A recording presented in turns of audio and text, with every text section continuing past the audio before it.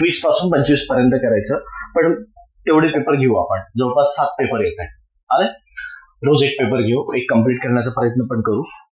आणि त्यामध्ये reasoning math मी नाही घेणार. आलं लक्षात? म्हणजे आपलं जे 85 मार्क्स येतात, 85 प्रश्न त्यावरती शॉर्टमध्ये डिस्कस करू. मी फुल डिटेलमध्ये घेणार नाही, बऱ्यापैकी तुमच्याकडे आहेत. आलं, हा एक. दुसरा पार्ट येतो की त्यावरती जेव्हा आपण 21 पासून 25 पर्यंत या किंवा 25 पासून 21 पर्यंत जा, सारखंच आहे. पण जर समजा तुम्ही 25 पासून गेले तर आत्ताचं लास्ट ट्रेंड आणि आयोग कसं कसं बदलत गेलेलं हे तुम्हाला दिसून पडतं. आलं लक्षात? तर त्यामुळे मी तुम्हाला म्हटलं की सुरुवात 25 पासून आपण एक एक करत जाऊ मागे शॉर्टमध्ये. तुमच्या फक्त लक्षात राहतं की बघा, आता प्रत्येक मुलं प्रत्येक पेपर वाचतो मी असं नाही म्हणत. वाचतात, कोणी नाही वाचत, किंवा जे वाचतात ते किती कॉन्सन्ट्रेशनने वाचतोय, आपण खरंच तेवढा विचार करतो का? आले लक्षात? किंवा काही मुद्दे यामध्ये जसं आता संथाली सारख्या लिपीचा एक विचारलेला आहे त्यांनी, बरोबर आहे. हा प्रश्न नव्याने झालेला आहे. आतापर्यंत तुम्हाला भाषा विचारलेला आहे, कोणती भाषा घटना 8व्या सूचीमध्ये आहे किंवा नाही असं विचारलेलं आहे. मग त्यामध्ये यावेळेस भाषेची लिपी विचारलेली आहे. मग तीच एक लिपी असेल तर इतरही भाषेच्या लिपी आहे ना त्यामध्ये, बरोबर आहे. ते सुद्धा थोडं महत्वाचं राहतं आपल्याला. म्हणून जे काही का होईना तुम्ही बऱ्यापैकी हा पेपर केलेला असेल, पण त्यामध्ये काय होणार, 2-3 प्रश्नाचा जरी भर पडला असेल ना तर तेवढंच तुम्हाला फायदा होईल, बरोबर. कारण सांगता येत नाही, कोणा हे योगायोग असतो की एखाद्या वेळेस आपण नेमकं त्या वाटेने जायला तो प्रश्न किंवा तो टॉपिक त्या टॉपिकवरती तो प्रश्न यायला आलाय ना. म्हणून ते डोक्यात ठेवा की त्याला कशा पद्धतीने करता येईल. एक नज धावतो म्हणून आपण पेपरला जाता जाता कशा पद्धतीने एक नजर टाकता येईल. तर मागचे 6-7 पेपर जरी म्हटलं आपण तरी एक आठवडा आपल्याला पुरेसा मिळतो. तुम्हाला रोजचा रोज तुम्ही काय करा, गेल्यानंतर त्या पेपरवरती अजून तुम्हाला कसं काम करता येईल, कुठले हायलाइट टॉपिक काम करता येईल ते एक करा स्वतःला. हा एक. दुसरा मुद्दा असं करायचं की त्याच एका टॉपिक वरती तुम्ही मागचे प्रश्न बघायचे. जसं आता पहिला प्रश्न जर आपण म्हटलं की प्रार्थना समाजाचा पहिला प्रश्न आलेला आहे, आले. मग या प्रार्थना समाजावरती आतापर्यंत बरेच प्रश्न आले, आलं लक्षात. मग गेल्यानंतर प्रार्थना समाज हा टॉपिक व्यवस्थित करायचा का? पुढे जर समजा आपण जेव्हा 7 पेपर पर्यंत जाऊ त्यामध्ये प्रार्थना समाज आहे की नाही माहित पडतं, हा एक. आणि जरी आला असेल तर परत तुम्हाला करायची गरज नाही पडत ना. आता बघा, हा कसं होईल, पहिला पेपर म्हणजे तुम्हाला सर्व टॉपिक करावं लागेल. पण जसं जसं तुम्ही एक एक पेपर पुढे पुढे जाणार तसं जर टॉपिकची संख्या कमी होते ना. कारण जर प्रार्थना समाजावरती जर प्रश्न आला असेल तर परत तुम्हाला करायची गरज नाही ना पडणार आहे का? नाही. मग प्रार्थना समाज कुठून करायचं? तुमच्या नोट्समध्ये पण आहे एक. आता ज्यांच्याकडे नाहीये त्यांच्याकडे 11वीच्या पुस्तकांमध्ये पण दिलेला आहे प्रार्थना समाज. आणि त्याच्या सोबत मागचे पूर्ण जेवढे काही प्रश्न आलेले आहेत फक्त प्रार्थनावरती तेवढे वाचून घ्यायची बारकाईने एकदा. कारण आयोग जरी विचारतो म्हटलं तर तोडून मोडूनच विचारणार, आले लक्षात? हो ना हो. त्यामधून तुमच्या मागच्या PYQ वरून तुमचा पुढचा प्रश्न सुटायला फायदा तर होईल, आले लक्षात? म्हणून एक लक्षात ठेवा की होईल नाही होईल तो पार्ट वेगळा, आलं लक्षात? पूर्णच फायदा होईल मी असंही नाही म्हणत आहे, पण एक लक्षात घ्यायचं की जायच्या वेळेस अशी मनात खंत राहत नाही, अरे मी मागचे प्रश्न जर थोडेसे वाचले असते तर माझा 1-2 मार्क्स वाढला असता. आणि 1-2 मार्क्स म्हणजे आयोगाच्या पेपरमध्ये लक्षात घ्यायचा खूप मोठा बदल असतो. 1-2 मार्क्स म्हणजे फक्त तुम्ही तुमच्या मुलांमध्ये नाही राहत, तुम्ही 1-2 मार्क्स मध्ये तुम्ही 1000, 2000, 3000 मुलांच्या 4000 मुलांच्या मागे पुढे पडतात. कारण की रिझल्ट पॉइंट वरती जातो आणि आपणच नाही, आपल्याला वाटतं की आपणच कॉम्पिट करत आहोत आपल्या स्पर्धेमध्ये, आपणच नाही, इतर सर्व महाराष्ट्रातील मुलं असतात. जेव्हा आपण सुरुवात करतो तेव्हा त्यांचा शेवट असतो, आलं लक्षात? त्याच्यामुळे मी मागच्या प्रश्नांवरती का भर देतो हेच. कधी कधी आयोगाने एकाच पेपरमध्ये एकाच प्रश्नावरती 2-2 प्रश्न आलेले असते, म्हणजे एका प्रश्न किंवा एका मुद्द्यावरती, जसं यामध्ये आहे स्ट्रेची आयोग दिलेलं आहे. मग एकीकडे तुम्हाला वेगळ्या अनुषंगाने विचारतात, एकीकडे वेगळ्या अनुषंगाने विचारतात, बरोबर आहे? म्हणजे एकीकडे त्या प्रश्नामध्ये उत्तर मिळतं तर दुसरीकडे त्या उत्तरामध्ये प्रश्न मिळतात, असंही होऊन जातं. म्हणून कुठल्या मुद्द्यावरती, जसं आता करंटचं पण नेमकं कुठल्या मुद्द्यावरती थोडं फोकस करायचं, जाता जाता तेवढे टॉपिक जरी थोडे करून जायचे तुम्हाला त्याचाच फायदा होईल. आलं? एक नजर टाकणं फार महत्वाचं राहतं, त्या उद्देशाने आपण करू फास्टमध्ये. रिवाईज आता हे लक्षात घ्यायचं, प्रार्थना समाज जर म्हटलं की यावरती जर प्रश्न जरी यायचं झाला, आलं लक्षात, किंवा आपण जरी विचार करतो म्हटलं तर बघा, प्रार्थना समाज एक करणं तुम्हाला महत्वाचं आहे. आणि हा प्रश्न मुद्दा 11वीच्या पुस्तकातून करा दिलेला आहे. त्यामध्ये एक त्यांची स्थापना, त्यांचे सदस्य, त्यांचा उद्देश, त्यांचा कोणत्या, आता इथे काय विचारलेलं आहे त्यांनी, सामाजिक कार्य करणाऱ्या संस्था स्थापन झाल्या कोणकोणत्या, बरोबर आहे, यांच्या माध्यमातून. तर आयोगाने जर उत्तर विचारलं तर आयोगाने उत्तर 3 दिलेलं आहे इथे, A B D, A B आणि डी. पण आता आर्य समाज जर विचार केला तर स्वामी दयानंद सरस्वतीला 200 वर्ष पूर्ण झालेत ना, आणि प्रश्न आता मागे कंबाईन गट ब ला पण आलेला आहे. आले ना लक्षात? तिथे जोड्याला हा प्रश्न होता. इथे यांनी यामध्ये ऑप्शन मध्ये विचारलेला आहे, बरोबर. यांच्या जयंतीला 200 वर्ष पूर्ण झाले, आणि आर्य समाज जर स्थापना म्हटलं तर 1875 ची. आले लक्षात? आर्य समाजाला सुद्धा 150 वर्ष पूर्ण झाले आहे. मग दोन्ही गोष्टींनी करून ठेवायचं. आलं लक्षात? तर ह्या एक मुद्दा येऊन जातो, आणि त्याच्यासोबत तुम्हाला हा जरी मुद्दा नाही पण यातला हा मुद्दा डिप्रेस क्लास मिशन वरती पुन्हा प्रश्न आलेले इतरे आले, म्हणजे आज हा आपल्याला ऑप्शन मध्ये आहे, बरोबर. तर इथून पुढे तुम्हाला होऊ शकेल प्रश्नामध्ये पण राहील त्यांनी कशाविषयी काम केलं, बरोबर आहे, ते पण आलेलं आहे. त्यांच्यामध्ये त्यांची जी बहिणीचं नाव विचारलं ना पेपरला, त्यांनी त्या बहिणीने सहकार्य केलेलं आहे. त्या आधी कुठे होत्या, त्यांचा जन्म कुठे झाला, काय केलं, कशा पद्धतीने केलं, हे सर्व आलेलं आहे तुम्हाला. म्हणून तुम्हाला अभ्यासाला काय करायचंय, एक जरी समजा एक आर्य समाज आणि डिप्रेस क्लास मिशन आणि तिसरं प्रार्थना समाज, बघा 3 मुद्दे इथेच तुम्हाला मिळतात. अशा मुद्द्यांची लिस्ट करून ठेवा घरी गेल्यानंतर, की या पेपरमध्ये मला कुठल्या कुठल्या मुद्द्यांवरती अभ्यास करायचा आहे. आता हे मुद्दे जर तुम्ही लिस्ट करणार ना, त्यावेळेस तुमच्या लक्षातच येणार की पुढचा पेपर ज्यावेळेस आपण उद्या जाऊ त्यावेळेस लक्षात येतं की यामधला हा कुठला मुद्दा याच्यात आलेला आहे, त्याला रँडमली हायलाइट करून ठेवा. म्हणजे तुमच्या एक लक्षात राहतं की एका पेपरची एक लिस्ट, बरोबर आहे, दुसऱ्या पेपरची दुसरी लिस्ट, तिसऱ्या पेपरची तिसरी लिस्ट, एक एक करत तुमचे एवढं बारकाईने करा मायक्रो, की त्यामध्ये एक पेपर टॉपिक, म्हणजे हाच टॉपिक फ्रिक्वेंटली तुम्हाला दिसतोय का, सारखं कंटिन्यू मध्ये आलेला दिसतोय का, हे तुमच्या लक्षात येतं. आलं ना लक्षात? इतकं बारकाईने जा. तुम्हाला मी म्हणतोय ना की या परीक्षेला फायदा होईल ना होईल माहित नाही, पण होईल. आलं लक्षात? पण पुढचे पेपर जे आपण म्हणतो ना की जून आणि जुलैला, तिथे 100% फायदा होईल. कारण तुम्हाला कोणत्या टॉपिकवरती भर द्यायचा हे मला विचारायची गरज नाही किंवा कोणालाच विचारायची गरज नाही. तुम्ही स्वतः काढलेले टॉपिक, त्याची लिस्ट, म्हणजे ह्या पेपरला किती विषयाचे किती टॉपिक इम्पॉर्टंट आहे, म्हणजे काही जास्त भरकटल्यासारखा अभ्यास करायची गरजच पडत नाही. आलं ना लक्षात? म्हणून हे प्रत्येकाने करण्याचं गरज आहे. हे तेवढं काळजीपूर्वक करा, तुम्हाला त्याचा फायदा होईल. आलं ना? चल पुढे आता जाऊ. पुढे नोटडाऊन करून ठेवा तिथे पटापट. मी तुम्हाला म्हणाला नाही लिहा म्हणून, तुम्ही तुमच्याच पद्धतीने मार्क करून ठेवा आणि घरी गेल्यानंतर याची आजच करा, कारण उद्या दुसरा पेपर घेऊ तर आज हा पेपर तर तुम्ही कधी करणार. आलं ना लक्षात? थोडं हे 8 दिवस तरी थोडं मागे लागा. त्यानंतर आपण दुसऱ्या मुद्द्यावर जाऊ. आता इथे त्यांनी काय म्हटलेलं आहे बघा, गुलामगिरीची एक सनदच असे म्हटलेलं आहे, जेव्हा पंडित जवाहरलाल नेहरूंनी म्हटलेलं आहे की, पण हा येतो 1935च्या कायद्यावरती. पण एक लक्षात घ्या, इथे तुम्हाला 1909चा कायदा महत्वाचा आहे, त्याच्यावरती प्रश्न आलेला आहे, 1919च्या कायद्यावरती प्रश्न आलेला आहे, आणि त्याच्यानंतर रौलेट कायदा. तुम्हाला आठवतंय का महात्मा गांधींनी ह्या कायद्याविषयी काय म्हटलेलं होतं, की जालियनवाला बाग हत्याकांड सर्व इथेच झालं, त्यांनी रौलेट कायदा लागू केलेला होता, बरोबर. हिमालयीन घोडचूक हा शब्द त्यांनी वापरला होता, आणि त्याच्यावरती पण विचारलेला आहे प्रश्न, ते वाक्यच आलेलं आहे तसं.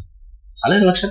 मग रौलेट कायदा, की ज्यांच्यामुळे आज जालियनवाला बाग हत्याकांड घडलं, यांच्यामुळे आज एवढं म्हणजे महात्मा गांधींना असं पश्चाताप झाला की माझ्या एका कायद्यामुळे किंवा एका निर्णयामुळे कितीतरी लोकांचा बळी गेलेला, की त्यांना तिथे जाणवलं.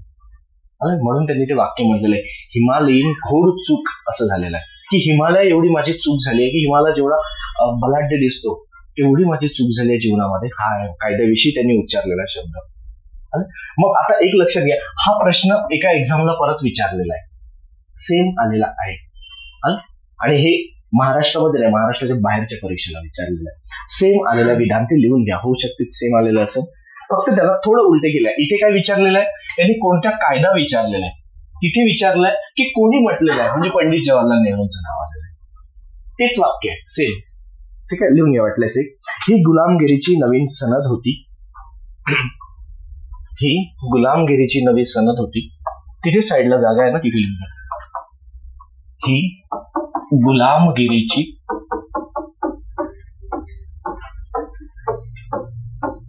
नवी सनद होती. ही गुलामगिरीची नवी सनद होती. भारत सरकार कायदा खाली, भारत सरकार कायदा 1935. भारत सरकार कायदा 1935 बद्दल हे विधान कोणी केले? हे विधान कोणी केले?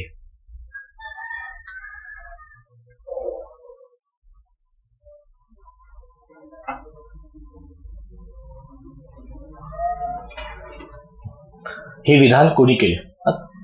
म्हणजे बघा, त्यांनी काय म्हटलेलं आहे, प्रश्न तोच आहे, आलाय ना, फक्त पद्धत. इथे कायदा विचारला तर तिथे कोणी म्हटलं ते विचारलेलं आहे, लक्षात. हे एक विधान येतं पुढे. आता तुम्हाला ह्या प्रश्नामध्ये जर जातो म्हटलं तर कुठल्या मुद्द्यावरती भर द्यावं लागेल तुम्हाला? 1919चा कायदा, 1909चा कायदा, 19चा कायदा, 35चा कायदा, तिन्ही कायदा. आणि तिन्ही कायद्यावरती तुम्हाला आधी पण प्रश्न आहे. वेगळं खरंच करायचं नसतं, पेपरच फिरतो, त्यावरती कधीतरी ऑप्शन मध्ये असेल आणि कधीतरी त्यावरती प्रश्नावरती असेल. फक्त तेवढं करा. प्रश्न मुलं करत नाही ना बारकाईने, त्याचाच परिणाम असतो हा. पुस्तकं किती पण वाचा, जोपर्यंत त्याचं अप्लिकेशन करणार नाही तोपर्यंत तुम्हाला काहीच करणार नाही. आलं लक्षात? तर हे लक्षात घ्यायचं. इथे 3 मुद्दे तुम्हाला ह्या ह्याच्यामध्ये, म्हणजे 2 प्रश्नामध्येच विचार करा, 6 मुद्दे मिळाले आणि 6 मुद्द्यावरती तुम्हाला प्रश्न आलेले आहेत ना. म्हणून असं इतकं बारकाईने जाणं फार महत्वाचं राहतं. आणि त्यानंतर बघू पुढच्या मुद्द्यावरती जायचंय, 3ऱ्या प्रश्नावरती. आता बघा, याच्यावरती हा 1857च्या उठावाचा प्रश्न आलेला आहे, बरोबर. इथे त्यांनी काय म्हटलेलं आहे तुम्हाला, कंपनी सरकार, कंपनी म्हणजे ईस्ट इंडिया कंपनी, आले, आपल्या सैनिकांसाठी उपलब्ध केलेल्या एनफिल्ड रॉयल रायफल हाताळण्यासाठी खालीलपैकी कोणत्या शहरात प्रशिक्षणाची सोय केलेली किंवा व्यवस्था केलेली आहे? बरोबर आहे. कलकत्ता नव्हतं, बाकी 3ही शहरं होते. आले, 3ही शहरं आहे. आयोगाने उत्तर कोणतं दिलेलं आहे तुम्हाला? बरोबर. ज्यामध्ये 3ही ऑप्शन आलेले आहे तेच म्हणजे 3ही लक्षात येतं तुम्हाला. आयोगाने बघा, अंबाला, सियालकोट आणि डमडम हे ठिकाण आले. म्हणजे या ठिकाणी प्रशिक्षणाचे दिले नवीन नोट्स मध्ये आहे, आले, हा एक. त्यानंतर लक्षात घ्यायचं, आता रॉयल एनफिल्ड, मग इथे ते कोणत्या कंपनीची होती बंदुके, आधी पण एक प्रश्न आलेला आहे. म्हणजे ही कंपनी आलेली आहे, मला कोणत्या प्रकारची आधुनिक हत्यारं त्यांना देण्यात आलेली आहे. मंगल पांडे, म्हणजे यांच्याविषयी 1857चा उठाव पूर्ण तुम्ही अभ्यासा, पूर्ण करून टाकायचा. आणि त्यातही फक्त भारत आणि महाराष्ट्र दोन्ही करा. भारताचं म्हणाल तर तुमच्या नोट्स मध्ये आहे, आणि महाराष्ट्राचं परत तुम्हाला 11वीच्या पुस्तकात दिलेलं आहे. वासुदेव बळवंत फडके, बरोबर आहे, गुप्ते, हे सर्व तुम्हाला दिलेलंच आहे 11वीच्या पुस्तकात. त्याच्यामुळे आणि 11वीच्या पुस्तकाच्या बाहेर महाराष्ट्राच्या इतिहासाला जाऊ नका. अगदी बारकाईने लाईन टू लाईन, एकही लाईन अंडरलाईन नाही केली ना तरी चालतं, बरोबर. हे काहीच गरज नाही अंडरलाईन करायची. तुम्ही फक्त रॅन्डमली एक टॉपिक जरी व्यवस्थित करत गेले ना तर इतकं ते पुस्तक आहे ना तुम्हाला महाराष्ट्राच्या इतिहासामध्ये बऱ्यापैकी प्रश्न घेऊन जात आहे तुम्हाला. म्हणजे ज्यांच्यावरती प्रश्न आलेला असेल ना तो मुद्दा घेऊन जात आहे. फक्त प्रश्न कुठे अडतो, जर एखादी समाज सुधारक विचारलेले आहे, जे आपल्या परिचयामध्ये आहे, परिचयामध्ये समाज सुधारक आहे ते तर विचारतात, पण जर एखादी असे नवीन काहीतरी समाज सुधारकांना जर बाहेर काढलं आयोगाने तर अशा वेळेस मग प्रश्न सुटत नाही. आणि शक्यतो प्रिलिमला न काढता मुख्यला काढता बाहेर. बघा आयोगाचे प्रश्न, मुख्यला महाराष्ट्राच्या आयोगामध्ये अजून महाराष्ट्राच्या इतिहासामध्ये डीप मध्ये जातो, म्हणून प्रिलिमसाठी एवढं तर करा. मुख्यचं बघू आपण, आलं. तर हे फार महत्वाचं आहे. फक्त याला सोडू नका 11वीचं पुस्तक. आणि वाचन झालं 1857 जर स्टेट बोर्ड मध्ये दिलं असेल, दिलं 5वीच्या पुस्तकात पण आहे, बुडेक 8वीच्या पण आहे, तर एकदा त्यालाही नजर टाका. कधी कधी वाटतं आपल्याला हे काय वाचलंय आपण, पण कधी कधी सोपे प्रश्न चुकतो, आलंय ना. म्हणून रिव्हिजन फार महत्वाची आहे. म्हणजे एक लिस्ट मध्ये असं करत जायचं, 1 2 3 4 5 इतिहासाचे इतके टॉपिक, इतकेच करायचे. त्याच्या पलीकडे आता आपण 7 पेपर जरी म्हटलं ना आणि इथे 15 प्रश्न, तर 15 टॉपिक नाही होणार, कमीत कमी ते 20-25 टॉपिक होणार. आलंय लक्षात. मग 20-25 टॉपिक म्हटलं आणि आपल्याला 7 पेपर म्हटलं तर 20 गुणिले 7 म्हटलं तरी तुम्हाला 140 टॉपिक होते. मग 140 पैकी असे काही टॉपिक आहे रिपीट आलेले आहेत बरेच, होत आहे ना. म्हणजे तेच टॉपिक तुम्हाला वारंवार आलेले आहे. मग त्या टॉपिकला ना खूप चांगलं करा की ज्याच्यावरती कधी ना कधी आयोग म्हणजे कंटिन्यू मध्ये विचारलेलं असतं, हे लक्षात घ्यायचं. मोस्ट म्हणजे खूप इम्पॉर्टंट आहे ते टॉपिक. त्यानंतर जो पुढे काही आलं अडचण तर विचारत चला, तुम्ही बोलत चला बरं. कारण काय होतं ना, आता हा प्रश्न, या प्रश्नावरती पण आयोगाने एक प्रश्न वेगळा विचारलेला आहे, बरं. एक प्रश्न याच्यावरती पण आलेला आहे. आता इथे बघा, इथे जर विचारलाय कोणत्या व्हॉइसरॉय, पण इथे जिल्हा लोकल बोर्ड म्हणजे स्थानिक स्वराज्य संस्था शब्द बदललेला हा एक. त्याच्यानंतर लक्षात ठेवायचं, रिपन वरती पण आलेलं आहे, लिटन वरती पण आहे, कर्झन वरती आणि वेलस्ली वरती पण आहे. आता रिपन जर म्हटलं तर त्याला स्थानिक स्वराज्य संस्थेचा जनक म्हटले जाते. म्हणजे विचार करा, इथेच हा प्रश्नाचं उत्तर मिळालं. एक, त्यानंतर यांनी 1882 ला काम केलेलं आहे, बरोबर आहे. एक, त्याच्यासोबतच त्यांनी 1882 लाच त्यांनी वृत्तपत्रावरील बंदी, म्हणजे जे भारतीय पद्धतीचे होते, भारतीय भाषांमध्ये जे वृत्तपत्र होते त्यावरची बंदी उठवली. हा दुसरा मुद्दा येतो. त्यासोबतच हा रिपन झाला. त्याच्यानंतर येतो लिटन. लिटन येतो 1878 ला. यांच्या नावे 2-3 गोष्टी घटना येतो. एक म्हणजे शस्त्र कायदा, व्हर्नाक्युलर प्रेस ऍक्ट, म्हणजे त्यांनी भारतीय भाषांवरती वृत्तपत्रांवरती बंदी लावली. हा एक, म्हणजे बरोबर हा 4 वर्षाचा काळ. हे बघा, 4 वर्ष, 78 ते 82. हे विसरूच नका, कारण आयोगाने बऱ्याचदा प्रश्न खुमून फिरून विचारलेला आहे. एक, त्याच्यानंतर येतो कर्झन. कर्झन कोण होता? कर्झनच्या काळात काय झालं होतं?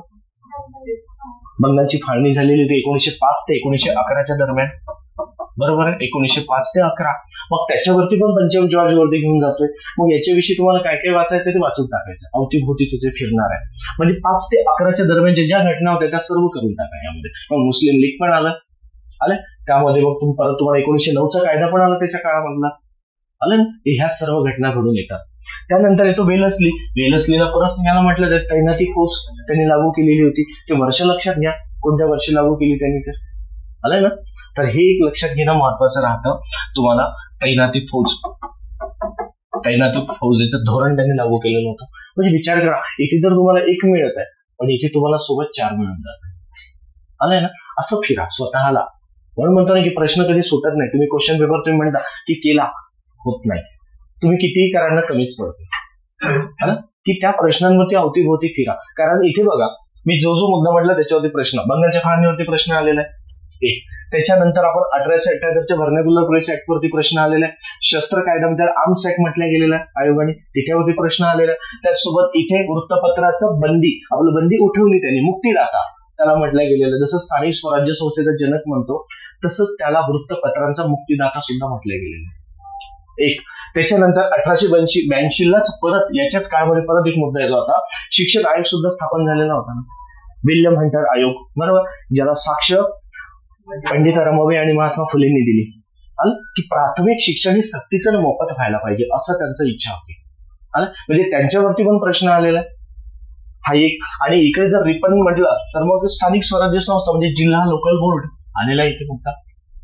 बघा, एक प्रश्न किती टॉपिकला टच करून जातोय तुम्हाला, आलं लक्षात. तर अशा पद्धतीने पुढे जाण्याचा प्रयत्न करा. म्हणजे याच्यासोबत तुम्हाला 4ही करणं गरजेचं आहे, आणि 4ही आहे नोट्समध्ये प्रत्येकांच्याच. व्यवस्थित करा. मागचे प्रश्न सुद्धा चाळून घ्या थोडे यांच्याविषयी, कारण हो ना हो सांगता येत नाही कधी ना कधी कुठल्या ना कुठल्या. सोबत डलहौसी पण करून जाल व्यवस्थित, ठीक आहे. कारण डलहौसीने जे एक टपाल तिकीट वरती बघा मागे प्रश्न आलेला, एक आर्टिकल मी टाकलेलं होतं, टेलिग्रामला टाकलंय तुम्हाला. मग तर टपाल तिकीट त्यांनी काढलं, त्याला किती वर्ष पूर्ण झाले? बरं, टपाल तिकीट कोणत्या वर्षी काढलं? 1854 ला की 52 ला? अरे 54लाच आहे ना.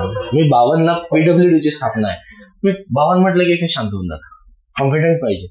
आलं लक्षात. 54 ला त्यांनी पोस्ट कायदा केलेला होता, आलं. त्याचं मूळ नाव सुद्धा दिलंय त्या आर्टिकलमध्ये. डलहौसी आपण फक्त तेवढंच म्हणतो त्याला, पण त्याचं मूळ नाव, तो आधी कुठे होता, काय होता, कुठल्या गव्हर्नमेंटने किंवा कसं पाठवलं त्याला ते दिलंय त्याच्यामध्ये, आलंय ना. थोडं त्याला एक बारकाईने करून घ्या. कुठला प्रश्न कुठे इकडे नाही सांगतायत. आता बघा, हा जर मुद्दा म्हटलं ना आपण, याच्यावरती 2 प्रश्न आलेले आहेत. पुढे पण बघा, इथे तुम्हाला दिसतं. हा एक प्रश्न आहे तो लिहून घ्या बरं, तिथे विसरलो. 4थ्या प्रश्नामध्ये याच्यामध्ये म्हणजे प्रश्न, म्हणजे त्यालाच प्रश्न एका दुसऱ्या एक्झामला कसा आलेला आहे, थोडा घुमून फिरून आलेला आहे. निवडून आलेल्या सांगू, लिहून देऊ की लिहा. हा, निवडून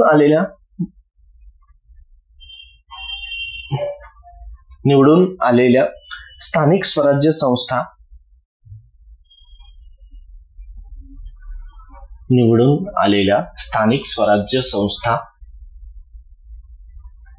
निर्माण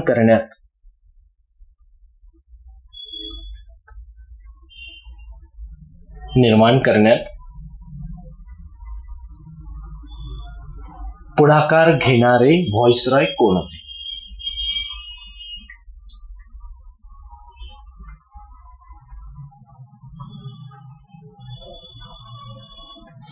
निवडून आलेल्या स्थानिक स्वराज्य संस्था निर्माण करण्यात पुढाकार घेणारे व्हाईसरॉय कोण होते? प्रश्न तोच आहे, पण त्यांनी शब्दरचना बदललेली आहे. हा एक मुद्दा लक्षात घ्या. पुढे त्यानंतर इथे जर विचार केला लिहिल्याबरोबर कोणत्या प्रश्नाचा होता तो? चौथ्या प्रश्नाचा. नोटीस लिहून ठेवून दे तिथे, तुमची अडचण नको द्यायला. ठीक, पुढे बघा आता. खालीलपैकी कोणत्या आयोगाच्या शिफारशीनुसार 1883 साली दुष्काळ संहिता स्थापन तयार करण्यात आली? आता एक लक्षात घ्या, 1883 याच्यावरती 3 प्रश्न आलेले आहेत याच पेपरला. एक तुम्हाला फेमिन आयोग म्हणून कमिशन दिलेलं आहे, आलेलं आहे ना. तिथे तुम्हाला पहिलं वाक्य चुकीचं दिलेलं, पुढे आहेच आपण बघू. त्यांनी म्हटलं जून 1881 ला स्थापना झाली कृषी आयोगाची, कृषी खात्याची म्हटलं, पण ते 1883 विधान चुकलेलं आहे, जुलै 1883. मग इथे काय म्हटलेलं आहे त्याचा उल्लेख इथे दिसतोय कोणत्या आयोगाच्या नुसार? रिचर्ड स्ट्रॅची आयोग. आलं. एक कॅम्पबेल आयोग पुढे दिसतोय तुम्हाला, मी सांगेलच. आणि त्यानंतर जेम्स लॅल आयोग एकदा बघून घ्याल, मला मिळालं नाही. त्यानंतर मॅकडोनाल्ड आयोग. आता यांच्यामुळे काय झालं? जातीय निवाडा 1932 चा, बरोबर आहे, जातीय निवाडा करण्यात आला. ती तारीखही आयोगाने विचारलेली आहे 16 ऑगस्ट, बरोबर. 8-8चा पट्टी देतं, तेवढं लक्षात घेऊन घ्या. 16 ऑगस्ट 1832 ला यांनी जातीय निवाडा म्हणजे त्या दुसऱ्या परिषदेला, हा जातीय निवाडा आयोग दुसऱ्या परिषदेला झालेला आहे. आलं लक्षात. तिसऱ्या आणि ज्या परिषदेला महात्मा गांधी हजर होते तोच तो हा दुसरी परिषद, बुलवेज परिषद.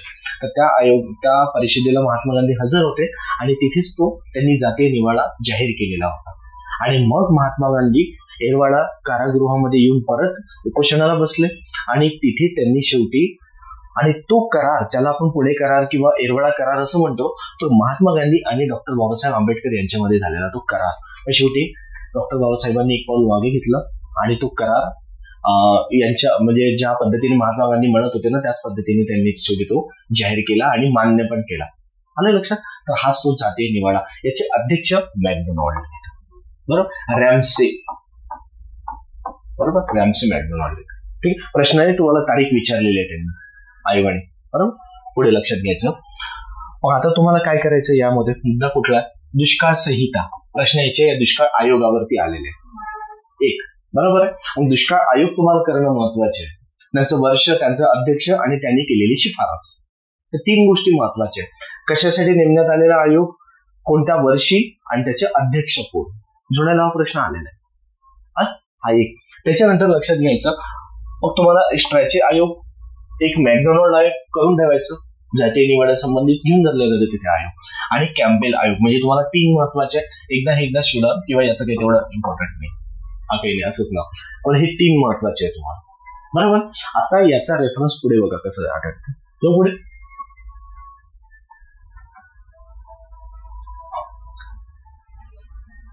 आधी तो घेऊन घेऊ का पहिले, म्हणजे तुम्ही नाही तर सिक्वेन्सने जाऊ आपण. फक्त लक्षात ठेवा, मला रिमाइंड करा.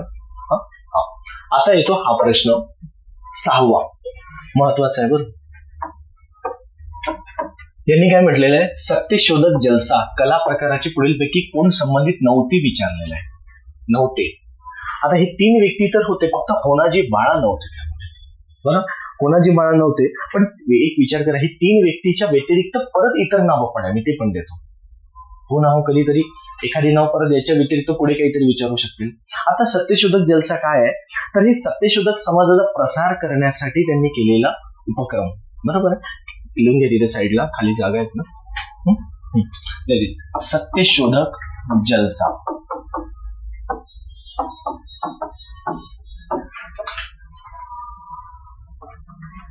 ठीक आहे. सत्यशोधक जलसा इथे म्हणतो आपण की सत्यशोधक समाजाच्या प्रसारासाठी केलेला तो उपक्रम होता. सत्यशोधक प्रसारासाठी एक. मग या म्हणजे कोण व्यक्ती होते, पण विचार करा आधी हे एक लक्षात घ्या की याची कशा पद्धतीने असायचं. जसं आपण म्हणतो ना की गावाकडे पोवाडा म्हटलं जाते, कधी भारुड म्हटलं जातं, कधी तमाशा असतात, बरोबर आहे गावाकडे. आता ते लोक एक हे आहे, त्याला काय म्हणतो आपण, लोकगीत किंवा एक आधीपासून चालत आलेली परंपरा. तमाशा म्हणजे काही चुकीची गोष्ट नाही. आता काही ठिकाणी चुकीच्या पद्धतीने होतात, तो पार्ट वेगळा आहे, बरोबर आहे. म्हणजेच काय, दिवसभर जो थकून आलेला शेतकरी किंवा गावकरी कुठल्या ना कुठल्या माध्यमातून एकत्र येणार, त्यांच्यासाठी तो आणलेला एक मनोरंजनाचा कार्यक्रम की ज्यामधून तुमच्या गावाची प्रथा, तुमच्या समाजाचं प्रबोधन, हा शब्द लागू होतो. ते प्रबोधन, समाज प्रबोधन हा शब्द तिथे लागू होतो. पण काही काही ठिकाणी आता ते चुकीच्या पद्धतीने, त्याला आपण काहीच नाही करू शकत. आलं लक्षात? जसं काळ बदलला की सर्व ते बदलत जातात ते. कारण हे जे आधी बघा ना, नवरात्रामध्ये, गणपतीमध्ये किंवा असे तमाशे यायचे, तमाशाचे फड म्हणतात त्याला, फड, बरोबर, तमाशाचे फड म्हणतात. त्यांची पूर्ण टीम यायची आणि ते एक प्रकारे तुमच्या गावाची पूर्ण परिस्थिती किंवा त्यांचं एक खेड्यागाव विभागात जास्त झाला. शहरातल्या लोकांना माहित नाही तमाशा काय. तमाशा तुम्ही मला बघितलंय नसेल बऱ्याच लोकांनी, हा. तर तिथे एकदम गावकरी लोक असतात आणि ते त्यांच्या भाषेमध्ये, आपल्या लोकल भाषेमध्ये ते नसतात आणि गावाचं प्रबोधन करण्याचं किंवा एक परंपरा पुढे आणण्याचं ठेवतात ते, की ज्यातून त्यांचं मनोरंजन होते. दिवसभर काम करणारा शेतकरी, गावकरी कुठल्या ना कुठल्या माध्यमातून एकत्र येणार, असा तो तमाशा. तर त्याच मधूनच यांनी काय केलेलं होतं, सत्यशोधक समाजाचा प्रसार करण्यासाठी एक अशाच पद्धतीने जलसा म्हणजे गाण्यांचा कार्यक्रम, एक प्रकारे की गाण्याच्या माध्यमातून ज्यांनी गाणे रचल्या गेली आणि त्यामधून समाजाचं प्रबोधन कशा पद्धतीने करायचं. मग सुरुवातीला ते काय करायचे, सुरुवात गणेश वंदनापासून करायचे. मग सुरुवात आहे गणेश वंदना, जसं आपण गणपतीची पूजा करतो ना, बरोबर, त्याच पद्धतीने एक गणेश वंदना करून सुरुवात करायचे आणि त्यामध्ये त्यांनी छत्रपती शिवाजी महाराजांचा पोवाडा गायला जायचा. ठीक आहे. आणि त्यानंतर छत्रपती शिवाजी महाराजांचा पोवाडा गायला जायचा त्यामध्ये. ठीक आहे. आणि पोवाडा हे दुसरं गाव, आलं लक्षात? म्हणजे आधी गणपतीला वंदन, नंतर छत्रपती शिवाजी महाराजांना वंदन किंवा त्यांचा पोवाडा, आणि त्याच्यानंतर त्यांना समाजासाठी ज्या गोष्टी सांगायच्या आहेत, एक कवितेच्या माध्यमातून किंवा त्यांच्या एक गाण्याच्या माध्यमातून ते देण्याचं काम करायचं. आलं लक्षात? हा त्यांचा दुसरा भाग. आता यामध्ये कोण कोण होतं ते विचार करा. सहभागी म्हणजे कोण पुढाकार घ्यायचे, बरोबर आहे. तर ते एक महत्वाचं, 3 नाव, हे 3 नावं सोडून, जे पेपरला 3 नाव आलेले आहे ना, ते सोडून इतर नावं, भीमराव महामुनी, या भीमराव महामुनी एक, त्यानंतर येतो तात्याबा पाटील, तात्याबा पाटील कासेगावकर, एक, त्यानंतर येतो शंकरराव पाटील येलूरकर,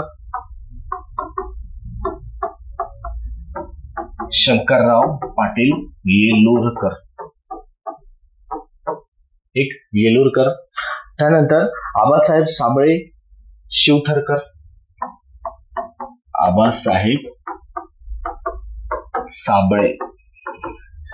साबळे शिवथरकर. लक्षात? हे माणस व्यक्ती महत्वाचे होते त्यामध्ये. हे 4 आणि हे 3, 7, बरोबर. तर ह्या गोष्टी बघा, थोडं महाराष्ट्राचा इतिहास थोडसा हे आहे, थोडा डीप मध्ये जाणं महत्वाचं राहतं. सो लिहिलं तिथे.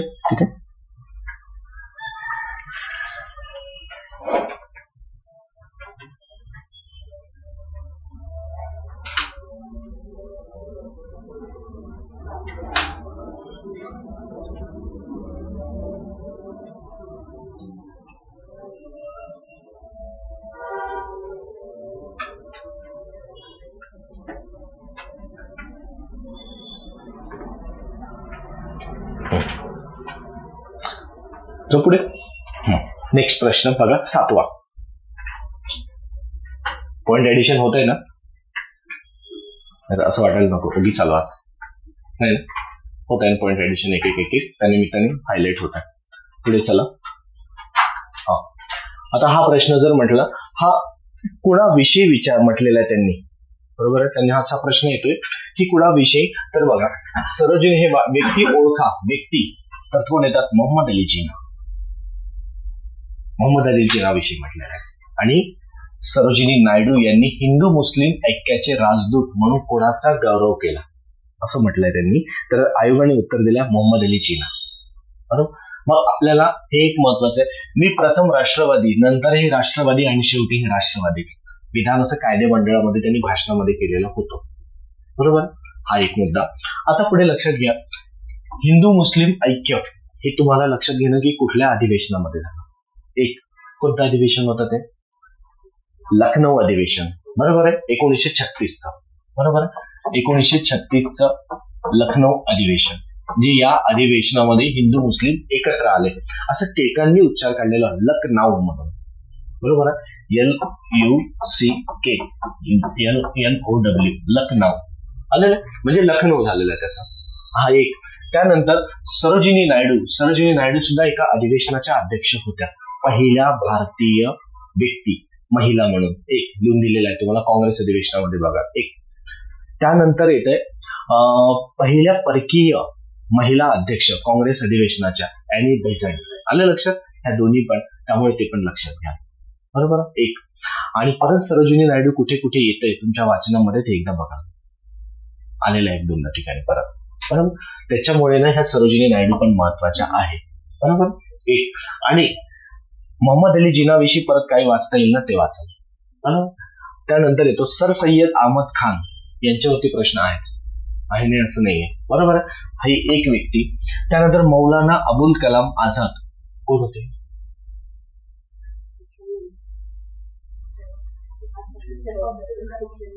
आलं लक्षात की राष्ट्रपती पण होते? एकदा तुम्ही नोट्स मध्ये दिलेलं आहे, एकदा बघा. हे नाव आलेलं आहे, आलंय ना, दिलंय, मला आठवतंय. ठीक आहे, तर एकदा त्यानिमित्ताने नजर जा. बरोबर आहे. तर हे नाव सुद्धा कोण होते, काय होते ते. मोहम्मद इक्बाल, जरा थोडं मिळालं की वाचून घ्या. जास्त एकदम डीप मध्ये जात नका बसू की खूप कुठे आहे ते. त्या एका व्यक्तीला शोधण्यातच 1 वर्ष जाय, 1 दिवस जायचा, असं नका घालू. तुमच्या वाचनामध्ये म्हणजे त्या निमित्ताने नोट्स तुमचं रीड करणं होत आहे. बरोबर आहे. कुठे आलेले असेल त्या व्यक्तीवरती हायलाईट करा की नेमकं ऑप्शन मधले 4 ऑप्शन वायफळ नसतात, कुठेतरी त्यांचा संबंध आहे ते डोक्यात ठेवून तुम्ही त्या पद्धतीने वाचायला सुरुवात करा, त्याचा तुम्हालाच फायदा होईल. आले लो पुढे. सर, 1916 आहे आणि 36 फैजपूर अधिवेशन. 36 ला 2 अधिवेशन झाले. मी सांगतो ना, आता बघा 16 आणि 36चा फरक मला वाटलंच होतं. आता बघा 1916चं अधिवेशन आणि 1936चं अधिवेशन. बरोबर. हा एक. 1916चं अधिवेशन ज्या ठिकाणी कुठे झालेलं होतं हे आठवतंय का? अरे दोन्ही अधिवेशन आहे, ऐकून तर घ्या. 1916चं अधिवेशन जे आहेत ना, इथे बघा 1916 बरं सांगा, तुम्ही 36 वर केलं आधी. इथे तुम्हाला फैजपूरला झालेलं दिसतंय, ग्रामीण भागातलं पहिलं आलेलं एक. त्याचे अध्यक्ष पंडित नेहरू एक झालंय. त्याच्यानंतर जरी ग्रामीण भागातलं पहिलं आणि मुद्दा कशावरती होता? समाजवादीवरती, जळगाव जिल्हा महाराष्ट्रामध्ये आलेलं आहे. त्याच्यानंतर लक्षात घ्या, हे सुद्धा लखनौला झालेलं दिसतं. एवढंच का? हे डिसेंबरला आणि त्याचे अध्यक्ष पंडित नेहरू आलं. एकदा तुम्ही बघाल, तुमच्याकडे आहे नोट्स मध्ये, क्लासमध्ये परवा याच्यावरती डिस्कस झालाय का हाच मुद्दा. कारण इथे हे वाटत होतं 1937ला आणि 36ला आलं ना डिसेंबर. मग काही ठिकाणी तुम्हाला 37 पण दिलेलं असेल, 36ला 2 अधिवेशन झाले. आलं लक्ष? एकदा नजर टाकून घ्या. आणि या इथे अधिवेशनाचे पंडित नेहरू अध्यक्ष आणि इथे सुद्धा पंडित नेहरू अध्यक्ष. मग इथे लक्षात घ्या, या अधिवेशनामध्ये हिंदू मुस्लिम हे परत मुद्दा आलेला असतो. हा एक. त्याच्यासोबत लक्षात घ्यायचं, इथे सुद्धा हिंदू मुस्लिमचा मुद्दा परत इथे आलेला होता की ज्यांची तूट आधीच पडलेली होती 1907च्या सुरत अधिवेशनामध्ये. आणि त्याच्या आधी जर म्हटलं तर 1906ला परत तुम्हाला मुस्लिम लीगची स्थापना झाली, त्याचा परिणाम इथे पडलेला होता. आणि 1916लाच परत काय झालेलं होतं? होम रूल चळवळ सुद्धा आलेली होती. आले का? हा मुद्दा येतो तुम्हाला, हे लक्षात घ्याल. एकदा इथे होतं कन्फ्युज, एकदा तुम्ही नक्की बघून घ्याल. 1936ला तुमच्या लक्षात समजलं? कारण कधी कधी होतं गोंधळ, असं तुम्ही नाही मी पण दोघांचंही होतं, त्याच्यामुळे टेन्शन नाही घेऊ. एकदम फक्त नोट्स मध्ये मी दिलेला आहे, नसेल तर मला सांगाल, मी पाठवून देतो. किंवा तुम्हाला जो चार्ट दिलेला होता ना, मी मला आठवतोय त्या चार्ट मध्ये असेल. ओके, जाऊ पुढे.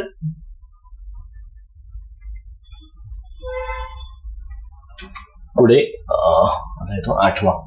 ठीक आहे, आता बघा हे मी पाठवलंय ना, आहे तुमच्याकडे, आठवतं वृत्तपत्राचा एक चार्ट पाठवला होता, हा त्याच्यामध्ये दिलेला आहे.